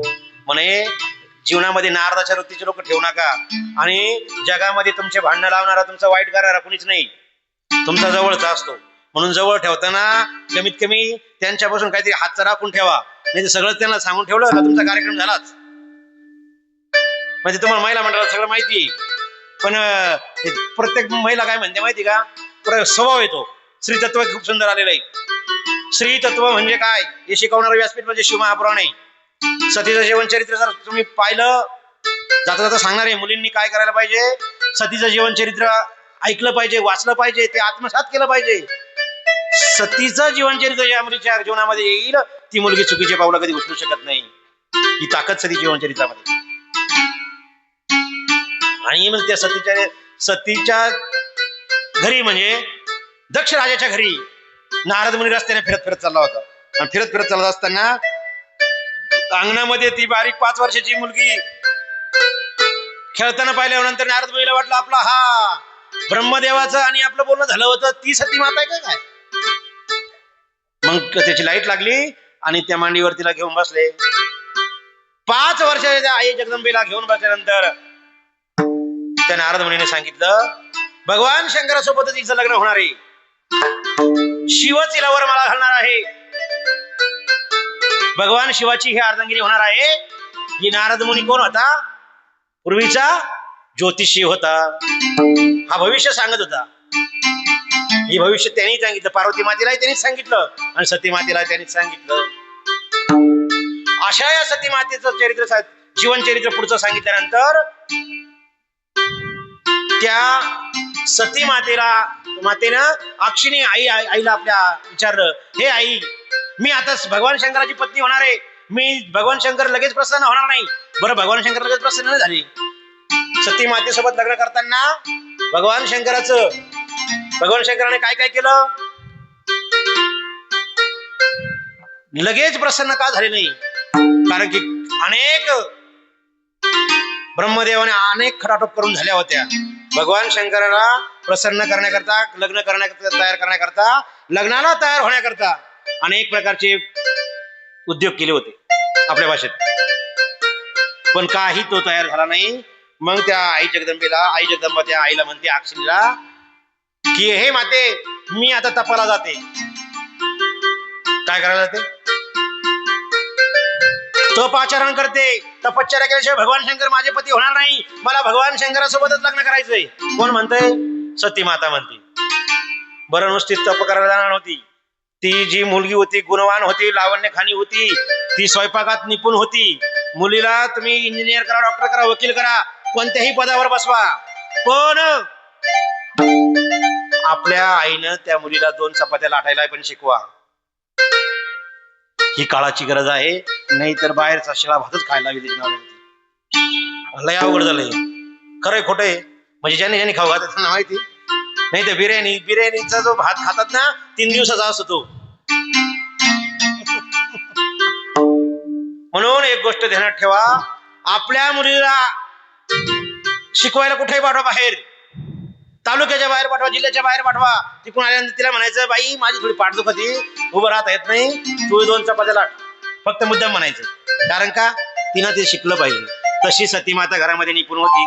स्वयंपाक करत होती, झाडलोट करत होती, सडा समार्जन करत होती, रांगोळी काढत होती. हे संस्कार आहे आपले. आपल्या घरापुढे जर कचरा झाला ना, आपण लोक शेजारच्या बाईशी भांडत बसतो, पण तो कचरा साफ करत नाही. प्रातःकाळी सकाळी 6 वाजता तुम्ही 5:30 ला नाही उठणार माहिती मला, पण 5-6 वाजता तरी उठलं पाहिजे. 6 वाजता उठून घराच्या समोरचं अंगण झाडलं पाहिजे. सडा नाही जमला तर कमीत कमी शेण तरी पडलं पाहिजे. शेण कसलं प्रतीक आहे? दोष घराला लागत नाही शेणानं. गोमूत्र जर सांगितलं ना, गोमूत्र तुम्ही गोमूत्र हा परिसर खूप सुंदर आहे. गावरान गाय तुमच्याकडे पाहायला मिळते. लोकांच्या घरी 4-4, 5-5 गायी आहेत. गावठी गायीचं गोमूत्र जो पिल म्हणजे काही बाटलीभर प्यायचं असं नाही बरं का. रोज 2 थेंब जरी त्यांनी गोमूत्र सेवन केलं ना, तरी त्याच्या जीवनामध्ये पोटाचा विकार कधी होणार नाही. ही ताकद त्या गोमूत्रामध्ये. गावठी गायीचं पाहिजे बरं, म्हणजे नाही. गावठी गायीचं दूध तर पाहिजे. दूध तर मिळतच आहे तुम्हाला, पण गोमूत्रानं फार मोठी ताकद आहे. आपल्या शरीरात कोणत्या प्रकारचे विकार असतील ती जाळण्याची ताकद त्या गोमूत्रामध्ये आहे. जर्सी सारखं लागत नाही ते. तुम्ही पिऊन पहा, मी पिलेलोय. 2 चमचे फक्त रोज प्यायचं. हळूहळू वाढवायचे. 2 करायचे, 4 करायचे, 6 करायचे, पेत राहायचं. ज्याने गोमूत्र आता पिले त्याला भविष्यात कोणतंच औषध प्यायची गरज आहे नाही. आणि गोमूत्र पिल्यानंतर माणसाचा चेहरा टवटवीत होत असतो. कितीही ब्युटी पार्लरला गेला तरी टवटवीत होणार नाही. ही ताकद गोमूत्रात. माझं खोटं असेल उद्यापासून करा. म्हणून त्या गोमूत्राची ताकद आहे. सडा समर्जन करायची, आईला कामाला मदत करू लागायची. एवढंही करून ती म्हणायची मला तपाला बसायचंय. सती मातेला सांगितलंय, गौरी नाव होतं अगोदर, सती तिकडे जाऊ नको, त्या अरण्यात खूप जंगलामध्ये वाघ आहेत. आता वाघ आहेत, शेर आहेत, लांडगेन कोल्हे. आई कोणाला सांगत होती? जगाची जगत पालिका आई भुवनेश्वरी होती ती. तिच्या हातामध्ये काही एवढी ताकद होती की ती काही संपू शकत होती. पण तिला काय माहिती ही आई जगदंबा आहे. आणि त्या आई जगदंबेला म्हणजे त्या सती माता त्या अरण्यामध्ये तप करू लागली. तप करत असताना कशी तप करायची माहिती का? मला भगवान शंकर पती मिळावं. तुम्ही आतापर्यंत पशुपती नावाचं व्रत ऐकलं असेल, नंदाव्रत नावाचं व्रत ऐकलं कुणी? हात वर करा. नंदाव्रत नाही ऐकलं? आता श्री कृष्ण गोविंद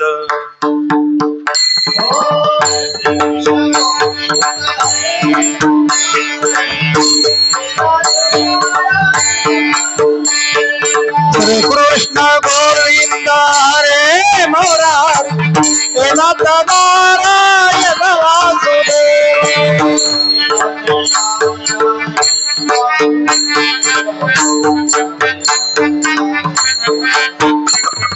हे नाथ नारायण वासुदेवा, हे नाथ नारायण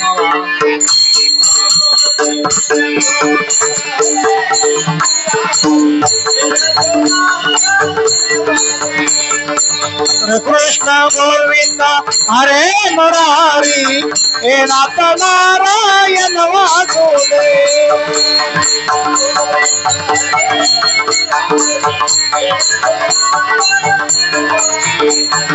श्री कृष्ण गोविंद हरे मुरारी हे नाथ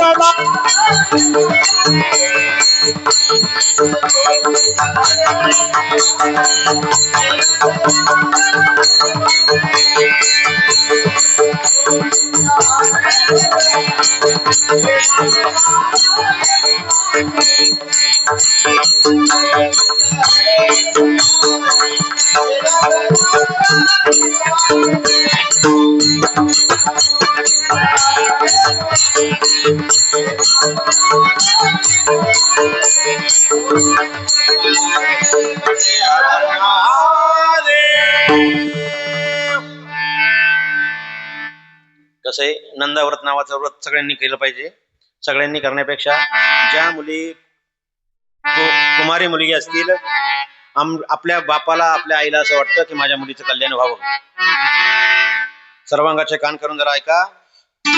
ही कथा फक्त आता म्हणजे सगळ्यांनीच ऐकावी अशी आमची अपेक्षा आहे.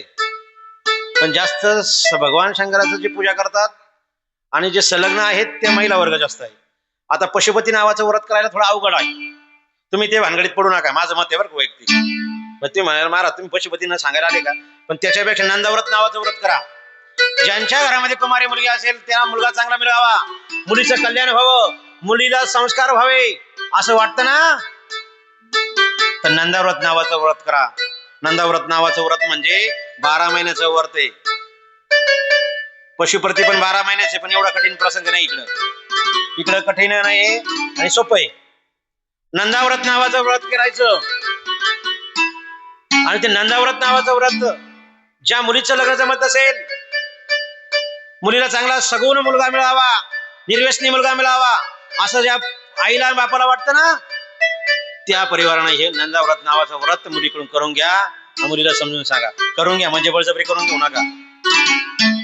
काही काही ठिकाणी पाहिलं, कर येतो वाच वाच, कशाला वाच, त्याचा भाव नाही काय नाही, वाच कशाला वाच.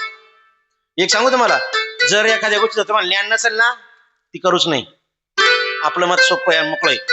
काय वाटतं, एखाद्याला बळजबरीनं इथं बांधून आणलेलं त्याला कोणत्याही प्रकारचं पुण्य मिळणार नाही, पापही होणार नाही. मग तो कसा आहे माहिती का, ज्याला मला आला काय मी ते नव्हतं म्हणणार. तुम्ही हुशार आहे जास्त, हे 2 दिवस जास्त हुशार झाले. म्हणून जीवनामध्ये आल्यानंतर ते नंदाव्रत नावाचं व्रत ऐका. ती सती माता काय करायची, व्रत करत असताना मार्गशीर्ष महिना पवित्र महिना सांगितलेला आहे. 12 महिन्यातलं पुण्य मिळण्याची ताकद कशामध्ये? एका मार्गशीर्ष महिन्यामध्ये. कृष्ण अष्टमीला तीळ, जव, तांदूळ, घृत, दीप आरती करायची भगवान शंकराची. बरं, भगवान शंकराची करायची म्हणजे मंदिर नव्हतं तिथं. सर्वात श्रेष्ठ मानलं जाणारं एकमेव शिवलिंग म्हणजे कोणतं शिवलिंग आहे? हा, सर्वात श्रेष्ठ कोणतं आहे? शिवलिंगाचे प्रकार किती माहिती तुम्हाला? तुम्हाला काहीच माहित नाही. कोणतं? पाऱ्याचं. सर्वात श्रेष्ठ गुणकारी आणि फल देणारं श्रेष्ठ जे शिवलिंग असेल ते म्हणजे पार्थिव शिवलिंग आहे. मातीचं आणि वाळूचं शिवलिंग. अरण्यामध्ये काही तिकडे मंदिर होतं का? तुम्ही म्हणाल मंदिर होतं तिकडे. शिवलिंग तयार करायचं आणि मार्गशीर्ष महिन्यामध्ये कृष्ण अष्टमीला पुन्हा पुन्हा सांगतो जरा आणि ऐका. तीळ, जव, तांदूळ, घृत, दीप एवढं सर्व घेऊन ती पूजा करायची मार्गशीर्ष महिन्यामध्ये एकही दिवस न टळता. पौष शुद्ध सप्तमीला रात्री समय जागरण करायचं. सकाळी नदीमध्ये स्नान करायचं. ओल्या वस्त्री शिवलिंग तयार करायचं आणि पूजन करायचं. एवढी तिची काय होती? तपश्चर्या होती. भगवान शिव कोणाच्या आयुष्यात येत नाही. ओल्या वस्त्राशी जाऊन तीरावर जाऊन शंकराची पूजा करायची. म्हणजे पूर्वीच्या काळी नदीच्या तीरावर करायची. पण ज्या ठिकाणी उपलब्धता असेल त्या ठिकाणी तुम्ही शिवलिंग तयार करा. आजही घरामध्ये मातीचं तुमच्या दगडाचं असतं, चिनी मातीचं असतं, कोणत्या ना कोणत्या प्रकारचं शिवलिंग असतं. त्याही पेक्षा पाट घ्यायचा आणि पाटावर उद्या जमल का आपल्याला? करायचं का उद्या शिवलिंग सगळ्यांनी? पाटावर आणायला करून तुमची तयारी ठेवा. नुसतं मी एकटा येतो, तुम्ही येत नाही.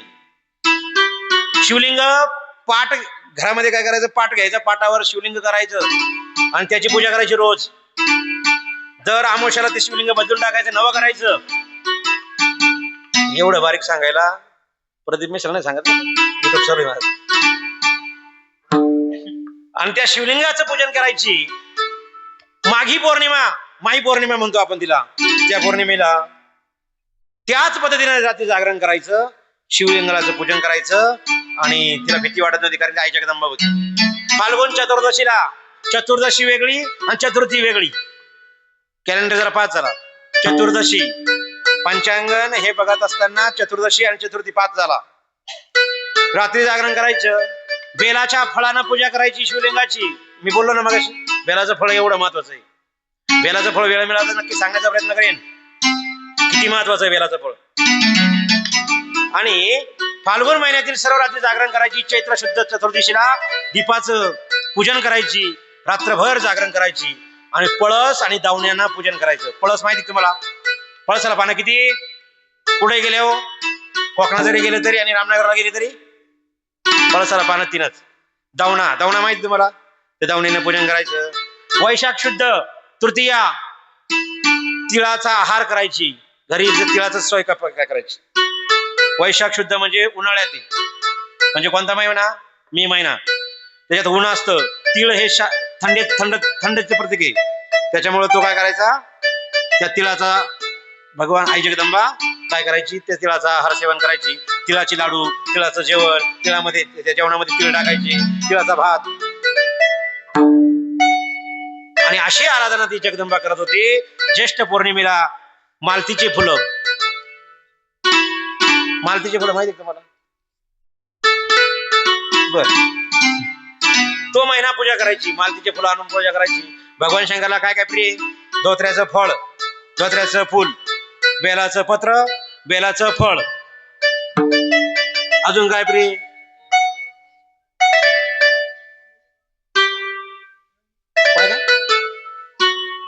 गोकर्ण. आता इकडे कोण गोकर्ण शोधती रे? त्यापेक्षा तुम्ही आहे त्याची पूजा करा.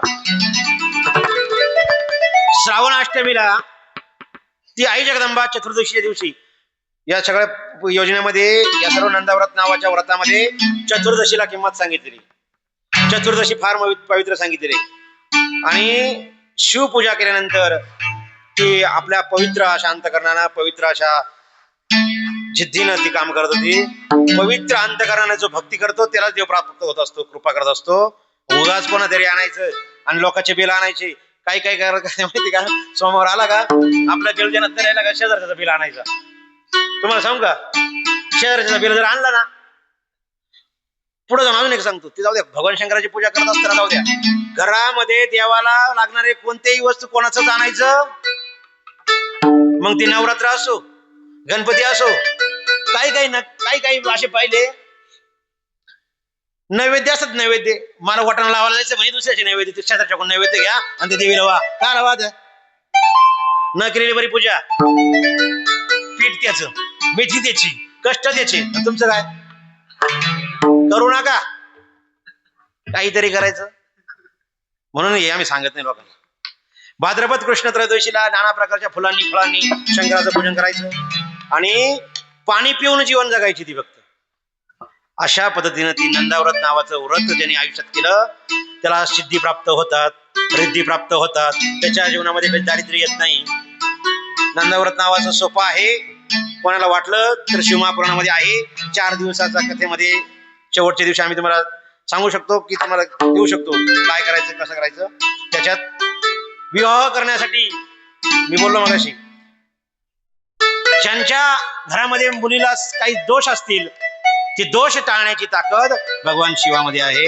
अनेक प्रकारचे दोष असतील, कितीही मोठे दोष असू द्या, दोष जाळण्याची ताकद शिवभक्तीमध्ये आहे. ती नित्यनेमाने केली पाहिजे, प्रसन्न अंतकरणाने केली पाहिजे. आपल्याला जीवनामध्ये एवढं जर त्यांनी केलं ना, त्याला काही कमी पडणार नाही. तुमचा विश्वासच नाही हो. तुमचा विश्वास कोणावर माहिती का, शेजारची ठकी सांगितलं ना, ठकीने सांगितलं लय गोड वाटतं तुम्हाला, महाराजांनी सांगितलं नाही, महाराजांना त्याला धंदा आहे म्हणते, आमचा धंदा आहे का.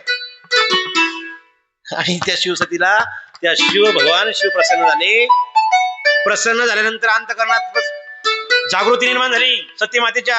आता भगवान शंकर प्रसन्न झाले, आता भगवान शंकर म्हणतायत हे सती. मग सती नावाने आवाज दिला का दिला भगवान शंकराने, माहेश्वरी नावाने आवाज दिला भगवान शंकराने, हे माहेश्वरी कशासाठी तू वरती येत. मग तिनं सांगितलं मला नारद मुनीने असं सांगितलंय, भगवान शंकर तुझे ब्राह्मण वेशेमध्ये आला होता.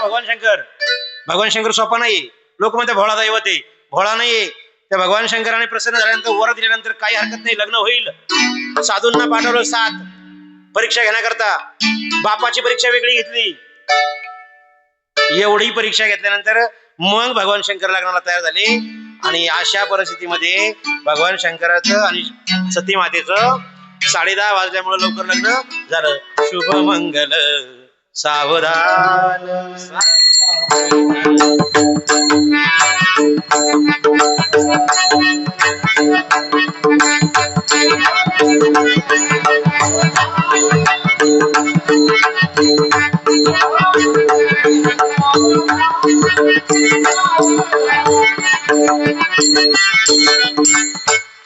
नमः पार्वते पते हर हर महादेव. आता ते सतीचं लग्न आहे ना खूप मोठे, पण आपल्याला पार्वतीचं लग्न करायचंय. शिव पार्वती विवाह सोहळा येणाऱ्या 16 तारखेला संध्याकाळी आहे त्या वेळेमध्ये होणार आहे. त्या लग्न सोहळ्याला सगळ्यांनी हजर राहायचंय. मामा काका चुलते भावंड, खोडी करणारे खोडी न करणारे, भामटे चोर सगळे आणायचे. भूत वेताळ सगळ्यांना बोलवायचंय. त्याच्यामुळे आपण हे सतीचं लग्न शॉर्टकट मध्ये करून घेतलंय. साखरपुड्यात लग्न केलं समजा. काय होतं माहिती का, तुम्ही एवढे प्रसन्न अंतकरणाने आहेत ना, तर मला कथा निसत्या खूप सुंदर कथा आहे.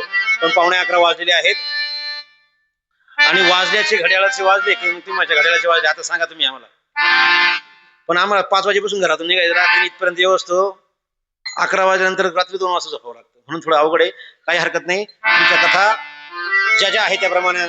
सतीनं उडी का मारली याचं कारण 2. एक, सतीचं आणि भगवान शंकराचं लग्न झालं. लग्न झाल्यानंतर ते फिरायला गेले. आपल्याकडे फिरायला जातात, कुठे जात्या, हनीमूनला जातात. कुठे जाते ते, पंढरपूरला नाही जाते ते. आता ती जागाच नाही सांगण्याची.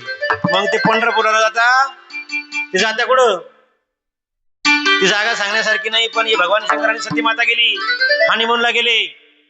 हनीमूनला जात असताना कारण सांगतो, सती मातेने उडी का मारली यज्ञकुंडात, त्याचे कारण 2 आहे. एक कारण, पहिलं कारण सांगतो. पहिलं कारण असं की त्या हनीमूनला जात असताना भगवान शिव आणि शंकर संवाद करत होते. नवरा बायकोचा संवाद चालू असतो. संवाद चालू असताना आई जगदंबेनं त्या भगवान शंकराला अनेक प्रश्न विचारले. प्रश्न विचारत असताना प्रभू रामचंद्र लक्ष्मण आणि अजून कोण होतं बरोबर, रामायणातील प्रसंग आहे हा. थोडा करंट देऊन पुढे जायचं कारण आहे तिथं. प्रभू रामचंद्र लक्ष्मणासोबत कोण होता अजून, सीतामाता. सीतामाता आणि प्रभू राम लक्ष्मण ते सीतामातेला शोधत होते. ते तिघांचा प्रवास करत होते ना. पण सीतामाता रावणाने पळून नेली होती. त्यामुळे कोण होतं, प्रभू रामचंद्र आणि लक्ष्मण. भगवान शंकराने प्रभू रामचंद्राला बघितलं. प्रभू रामचंद्र कोणाचा अवतार आहे, रामचंद्राचा अवतार कोणता, भगवान विष्णूचा अवतार. भगवान विष्णू आणि भगवान शंकर कोण आहे, समानतेचे दैव आहेत, आपले संलग्न आहेत, आपले गुरु आहेत, आपले वरिष्ठ आहेत. आणि हे सर्व प्रभू रामचंद्र आणि लक्ष्मणाला बघितल्यानंतर भगवान शंकराने काय केलं, नमस्कार केला. कोणाला केला, प्रभू रामचंद्राला नमस्कार केला. नमस्कार केल्यानंतर आई जगदंबा सीतामात्या सत्यमातेने विचारलं, देवा तुम्ही देवाचे देव आहात, देव का देव महादेव होताय. आपण ऐकलं ना. मग देवांचा देव आहे तुम्ही, स्वयंभू देवता आहेत. काय गरज आहे तुम्हाला त्यांची पाया पडायची, ते क्षत्रिय आणि त्यांच्या अंगावर साधे कपडेही चांगले नाही, तुम्ही त्यांच्या पाया पडलात. त्याच वेळेस त्या भगवान शंकराने सांगितलं, महेश्वरी प्राणेश्वरी ते माझे गुरु आहेत. तुला खोटं वाटत असेल, तुला खोटं वाटतंय का. तिच्या मनात शंकेची पाल चुकली आणि बाई माणसाच्या मनामध्ये शंकेची पायल चुकत नाही का, तुमच्याकडं चुकत नाही का. अहो तुमचं काय घेऊन बसलं, आमच्या एखादं बोलत आम्हाला टेन्शन येतं म्हणून आम्ही घेऊन येत नाही, लय अडचणी. मग त्या सती मातेच्या मनात प्रश्न निर्माण झाला. नाही नाही म्हणे, तुम्ही चुकीचं आहे, तुम्ही काही सांगताय मला कारण. तिनं सांगितलं, मी जाऊन पाहून येते. सतीनं परीक्षा घेण्याचं ठरवलं. पण त्या परीक्षेच्या घेण्याच्या एवढा गोड चिंतनाचा भाग आहे हा, तुम्हाला तो कळणार नाहीच. पण तुम्हाला सांगून जातो, कारण तुम्हाला विंध्य पर्वत सांगता आला नाही. तर तुम्हाला उद्या सती माता होती का सीता होती कसं कळायचं. मग त्या सती मातेने सांगितलं, मला पाहिजे परीक्षा घ्यायची. परीक्षा घेण्याच्या अगोदर भगवान शंकर म्हणले, तू परीक्षा घे, मी सांगितलेलं खरं आहे, तू माझ्यावर विश्वास ठेवला नाही, तू माझ्यावर संशय घेते. मग त्यावेळेस सांगितलं, जर ते खरं असलं तर तुला मी तुझ्या स्वशरीराचा त्याग करेल. कोण सांगितलं, भगवान शंकरानं सतीला सांगितलं. सती म्हणजे ओके, काय हरकत नाही. सतीनं जाताना सीतेचं स्वरूप धारण केलं होतं. आता प्रभू रामचंद्र काही देव होते, ते पण 100 मीटर अंतरावर गेल्यानंतर, जवळ गेल्यानंतर प्रभू रामचंद्र त्या सतीला म्हणतायत, सीता स्वरूपाच्या असलेल्या सतीला म्हणतायत, हे माते आताच तर तुम्ही गेले होतात, काही वाट चुकलात का तुम्ही. कोण म्हणताय, प्रभू रामचंद्र म्हणतायत. आणि मनामध्ये खंत निर्माण झाली. उगाच मी शंका घेतली माझ्या देवावर, ज्या देवासाठी मी हाडाची काढ करून तप केलं, त्या देवाने माझा आता मी जर त्याच्या समोर गेले तर मी खोटी ठरेल. त्याच वेळी त्या भगवान शंकराजवळ गेल्यानंतर भगवान शंकर म्हणतायत, हे माते काय झालं. म्हणजे तुम्ही म्हणतात ते खरं झालं. प्रभू रामचंद्र हे भगवान विष्णूचं स्वरूप आहे. आता भगवान शंकर म्हणले, आता मी तुला सांगितलं त्याप्रमाणे तुला मी तुझा त्याग करणार. तुला माझ्या शेजारी जागा नाही, तुझं आसन वेगळं. कारण या मृत्यू लोकांमध्ये, या सृष्टीमध्ये देवावर विश्वास ठेवणारे, भगवान शंकरावर विश्वास ठेवणारे काही भक्त आहेत. मी जर तुझा त्याग नाही केला तर देवावर विश्वास उडून जाईल, समाज आमच्यावर विश्वास ठेवणार नाही. कोण म्हणतोय, भगवान शंकर म्हणतोय. आणि त्याच दिवशी आई जगदंबेचं आसन वेगळं, भगवान शंकराचं आसन वेगळं. भगवान शंकराचं आणि सती मातेचं लग्न झालं. ज्या दक्ष राजामुळे झालं, त्या दक्ष राजाला प्रजापतीचं पद बहाल केलं होतं. प्रजापती राजा दक्ष होणार होता आणि त्याचं मोठा यज्ञ समारंभ कुठं मांडला होता. तुम्ही जागे ना सगळे, नाही तर मी घसा खरडून म्हणायचं, तुम्ही म्हणायचे कोण आहे, असं नको आहे. प्रजापती दक्ष राजा त्या दरबारामध्ये यज्ञाचा मंडप, यज्ञ समारंभ मोठा मांडला होता आणि यज्ञाचं आमंत्रण सर्वांना दिलं होतं, पण भगवान शंकराला दिलं नव्हतं. आणि तो राग कोणाच्या मनात होता? शंकराच्या मनात होताच होता. पण ते विमान जे देवांचे चालले होते ना ते दक्ष राजाच्या दरबारात, ते विमान पाहिले कोणी? सतीने पाहिले. सती जागीच होती आणि भगवान शंकर तपामध्ये गेले होते, ध्यानस्थ होते. त्यांनी कालही लग्न केलं नव्हतं ना, आजही केलंच नव्हतं ना. एवढे दिवस बिगर लग्नाचे राहिले आणि इकडून तिकडून लग्न झालं तर हा गोळ बाईनं घालून टाकला. यज्ञाला जाणारे विमान पाहिल्यानंतर तिच्या मनात निर्माण झाला प्रश्न, आता ही विमान कुठे चालले? काही देवांना थांबवलं, विचारलं कुठे चाललात, तुम्हाला माहित नाही? मग तिला आणखीन राग आला. अंतकरण वर पडत होतं. ज्या पतीसाठी मी हाडाची काढा केली, तपश्चर्या केली, त्या पतीने त्याग केला. आणि आपल्या आता तुम्ही मला सांगा, तुम्ही मावलंय माझ्या मातांनो, नवरा बोलत असल्या बरं वाटतं तुम्हाला? बरं वाटतं तुम्हाला? ज्या बाईचा नवरा आपल्याशी भांडण झाल्यानंतर 4 दिवस बोलत नाही ना, तिची अवस्था जशी असते ना, तशी तिच्यापेक्षा जास्त अवस्था तिची झाली. ती म्हणत होती आता काय जगून उपयोगच नाही, पण मरावा तर परत प्रश्न, आत्महत्येचं पाप लागत. मग त्या देवांना विचारलं कुठं चालला, तुम्हाला माहित नाही? डोक्याला आणखीन तापली. बाई तापायला अवघड असते, तशी ती पण तापली. ती तापायला म्हणून. मग त्या तापलेल्या बाईनं प्रश्न विचारला, आता काय करायचं? मला तर जावं तर लागतंय, बापाच्या घरी काय आमंत्रण पाहिजे, पण जावाई होता शंकर, तो म्हणे मला आमंत्रणाशिवाय मी जात नाही. तेव्हापासून सवयी जावयांना आमंत्रणाशिवाय जाती नाही. ते धोंड्याचा महिना गेला ना आता, आणि त्या धोंड्याच्या महिन्यामुळं चांगल्या गरीबाला कामाला लावलं त्या जावयांनी. 1.5 लाख झालं, अर्ध तोळ्याची तरी करा, एकुलता एकी असं म्हणायला लागले काय. मग त्या जावयाजवळ त्या भगवान शंकराकडे ती सती माता लाजकाज गेली. लाजकाज म्हणजे बोलायला तयारच नव्हता बाबा. तो बाबा म्हणजे सदाशिव सांब होता, तो सोपा नव्हता. त्याने काय केलं, नंदिकेश्वराला सांगितलं माता आली, काय काम आहे तिचं? भगवान शंकर ते माझ्या बापाच्या घरी, दक्ष राजाच्या घरी यज्ञ समारंभ आहे आणि तिथं आपल्याला जावं लागेल. मला आमंत्रण नाही, आमंत्रणाशिवाय मी जात नाही. कोण म्हणलं? भगवान शंकर. तुलाही जाता येणार नाही, आमंत्रणाशिवाय जाऊ नये. पण तरी पण ऐकलं नाही. ऐकल ती बाई नाही, असं त्या पूर्वीच मी नाही म्हणत, ते म्हणत शिवपुराण म्हणतो. आणि त्या भगवान शंकरानं सांगितलं तुला वाटेल ते कर. शेवटी नवरा असंच म्हणतो, शेवट काय तुला वाटलं ते कर, कारण की सोडता येत नाही, धरता येत नाही, अशी गंमत झाली. मग तिला तावात रागावायचा का, ती काय गेली तावानच गेली. आमंत्रण नाही, काय नाही. मग गेटवर त्या द्वारपालांनी सोडलं तिला. द्वारपालांनी सोडल्यानंतर आई दरबारात उभी होती. आई म्हणते, आता आई ती आईच असते, बापाचा किती राग असला तरी, आई घरीवर किती भांडणं व्हायला असलं तरी आई म्हणते पाणी तरी पे, चहा तरी पे, नाहीच काय तस लिंबू सरबत तरी आई म्हणते. आईचं थोडस कोमल अंतकरण असतं. मग त्या आईना तिचं थोडस विचारपूस केली. पण बापाच्या समोर गेल्यानंतर, माझा नवऱ्याला तुम्ही आमंत्रण दिलं नाही, एकुलता एक म्हणजे एकुलता एक होता का तो?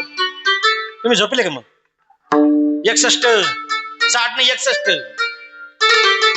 आणि माझा पती त्रैलोक्याचा अधिपती आहे आणि त्याला आमंत्रण नाही. त्याच वेळेस त्या दक्षाने सांगितलं, तुझा नवरा स्मशानात राहतो, त्याच्याकडे काही घर नाही, दार नाही, दिगंबर अवस्था. भगवान शंकराची अवस्था म्हणजे दिगंबर अवस्था आहे. व्याघ्रांबर हे निमित्त सांगितलेलं आहे. सूक्ष्म चिंतन जरा करा. काशीखंड भागामध्ये दिगंबरच अवस्था सांगितली भगवान शंकराची. आणि तुम्हाला एक सांगू का, पुरुषानं कपडे घालून शिवलिंगाच्या दरबारामध्ये जायचं नाही हा नियम आहे. एक तर लुंगी लावून जायचं, नाही तर सोळं लावून जायचं, नाही तर हे कपडे बिपडे घालून बेल्ट घालून जायचं नाही. तुम्ही जरा नीट जर पाहिलं ना, भीमाशंकरला जा, प्रवेश नाही बेल्ट घालून, कपडे घालून, सोळं लागतं. एवढं जबाबदारीने बोलतो. म्हणून काय की ते भगवान शंकर दिगंबर अवस्था म्हणजे त्याला काय भूत व्यताळ त्याचे, त्याच्याजवळ कोणी येत नाही, काय नाही. कोण येतो? मी तुझ्या बाबाला, तुझ्या नवऱ्याला मुद्दामूनच आमंत्रण दिलं नाही. आणखीन तापली बाई. आणि एवढ्या तावात एवढ्या रागावायचा का, तिला राग आला होता, तिचा अपमान केला होता. तुम्ही जागे ना सगळे? आता मला सांगा कुठे आहे तुम्ही? आता पहिल्यांदा काय सांगितलं तिनं काय सांगितलं अगोदर? हा, मग तिला तेवढा तावा तावामध्ये रागावायचा का तिने काय केलं, त्या यज्ञकुंडात उडी मारली आणि स्वतःचं शरीर भस्म करून घेतलं. आणि या शरीराचा सतीचा त्याग एवढा मोठा सांगायचा नव्हता, शॉर्टकट होता, पण तुम्हाला मोठा सांगितलं. शरीराचा त्याग झाल्यानंतर मग आता काय, ती बातमी भगवान शंकराच्या कानावर गेली. जरी बायको बोलत नव्हती, पण सर्वांच्या देवांच्या ऋषींच्या महात्म्यांच्या आणि ब्रह्मदेव विष्णूच्या साक्षीनं माझं लग्न झालं होतं. जरी ती बोलत नसली तरी पण ती माझी पत्नी होती. रागात भगवान शंकराने एक जटाव पटली आणि वीरभद्र निर्माण केला. वीरभद्राला पाठवलं. वीरभद्राला पाठवून तिथं युद्ध केलं. भस्म, त्या यज्ञाचा भस्म करून टाकला, नासधूस केली आणि अनेक प्रकारचे त्या दक्षराजाच्या गण्यांना मारलं. आणि शेवटच्या क्षणाला दक्षराजाचा चिरशेद केला. चिरशेद केल्यानंतर देव ऋषी साधू जागे झाले. म्हणताय काय, दक्ष राजा गेल्यानंतर प्रजाची सृष्टी निर्मिती कोण करणार, हा मोठा प्रश्न निर्माण झाला. भगवान शंकराला बोलावलं. भगवान शंकराने सांगितलं, जो कोणी पहिला प्राणी दिसेल त्याचं शिर या दक्षराला लावा, तो जिवंत करून देतो. आणि बोकडाचं शिर त्या दक्ष राजाला लावलं आणि त्याला पुन्हा जिवंत केलं आणि त्याला प्रसृष्टी निर्मिती करून दिली. असं हे जीवन चरित्र सतीचं 11:05 आहे. अशा या जीवन चरित्रामध्ये आपण आपल्या जीवनामध्ये मुलीचं किती महात्म्य आहे, आपण जीवनामध्ये काय केलं पाहिजे, या सर्व गोष्टीचं विवेचन आपण या ग्रंथामध्ये केलेलं आहे. एकच जाता सांगेल, भगवान शिवाची कोणतीही आराधना करा. आराधना करत असताना आपल्या मनामध्ये फक्त भगवान शिव आपल्या जागी, आपण भगवान शिवाकडे जात असताना माझ्या मनामध्ये शिव आहे आणि मी शिवाचा अंश आहे, एवढं जीवन जगलं पाहिजे. एवढं ज्याने जीवन जगलं तर भगवान शिव त्याच्याजवळ 100% आहे, यात मात्र शंका नाही.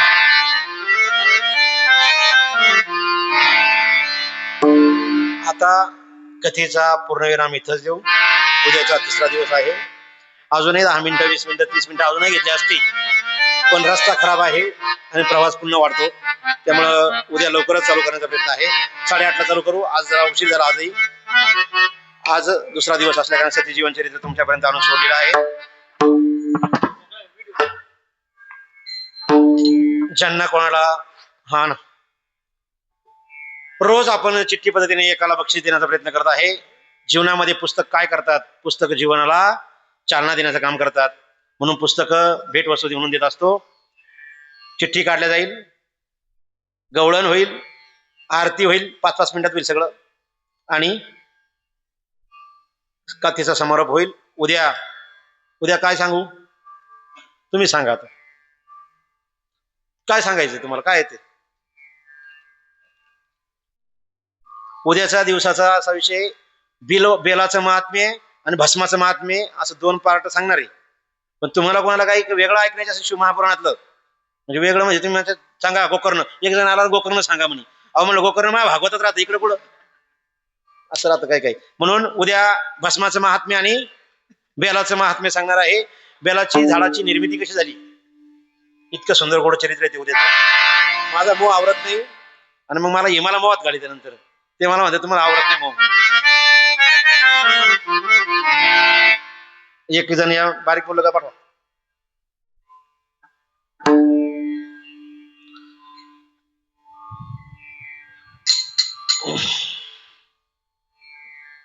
बरोबर,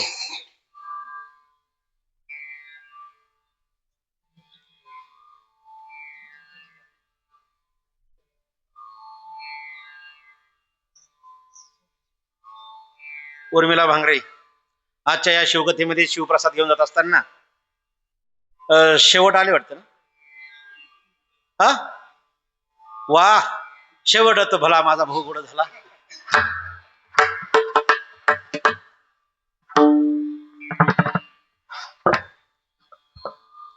त्यांना पुस्तक द्या तुमच्या हस्ते. म्हणजे आता उद्या तुम्ही 8:30ला आले पाहिजे. हे तुम्हाला दिखलं द्या सांगितलं त्यांनी. द्या पुढे घ्या.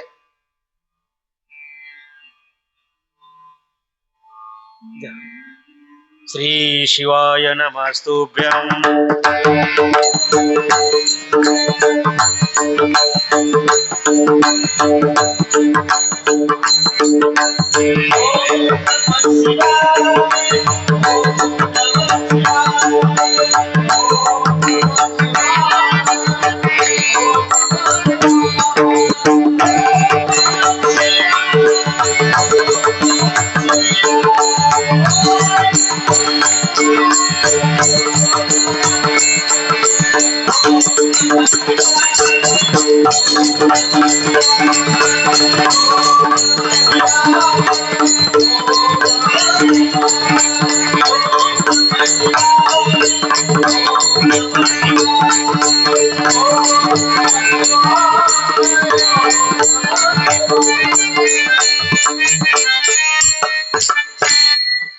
उद्या ज्योतिर्लिंग 2 ते 3 ज्योतिर्लिंग सांगण्याचा प्रयत्न आहे.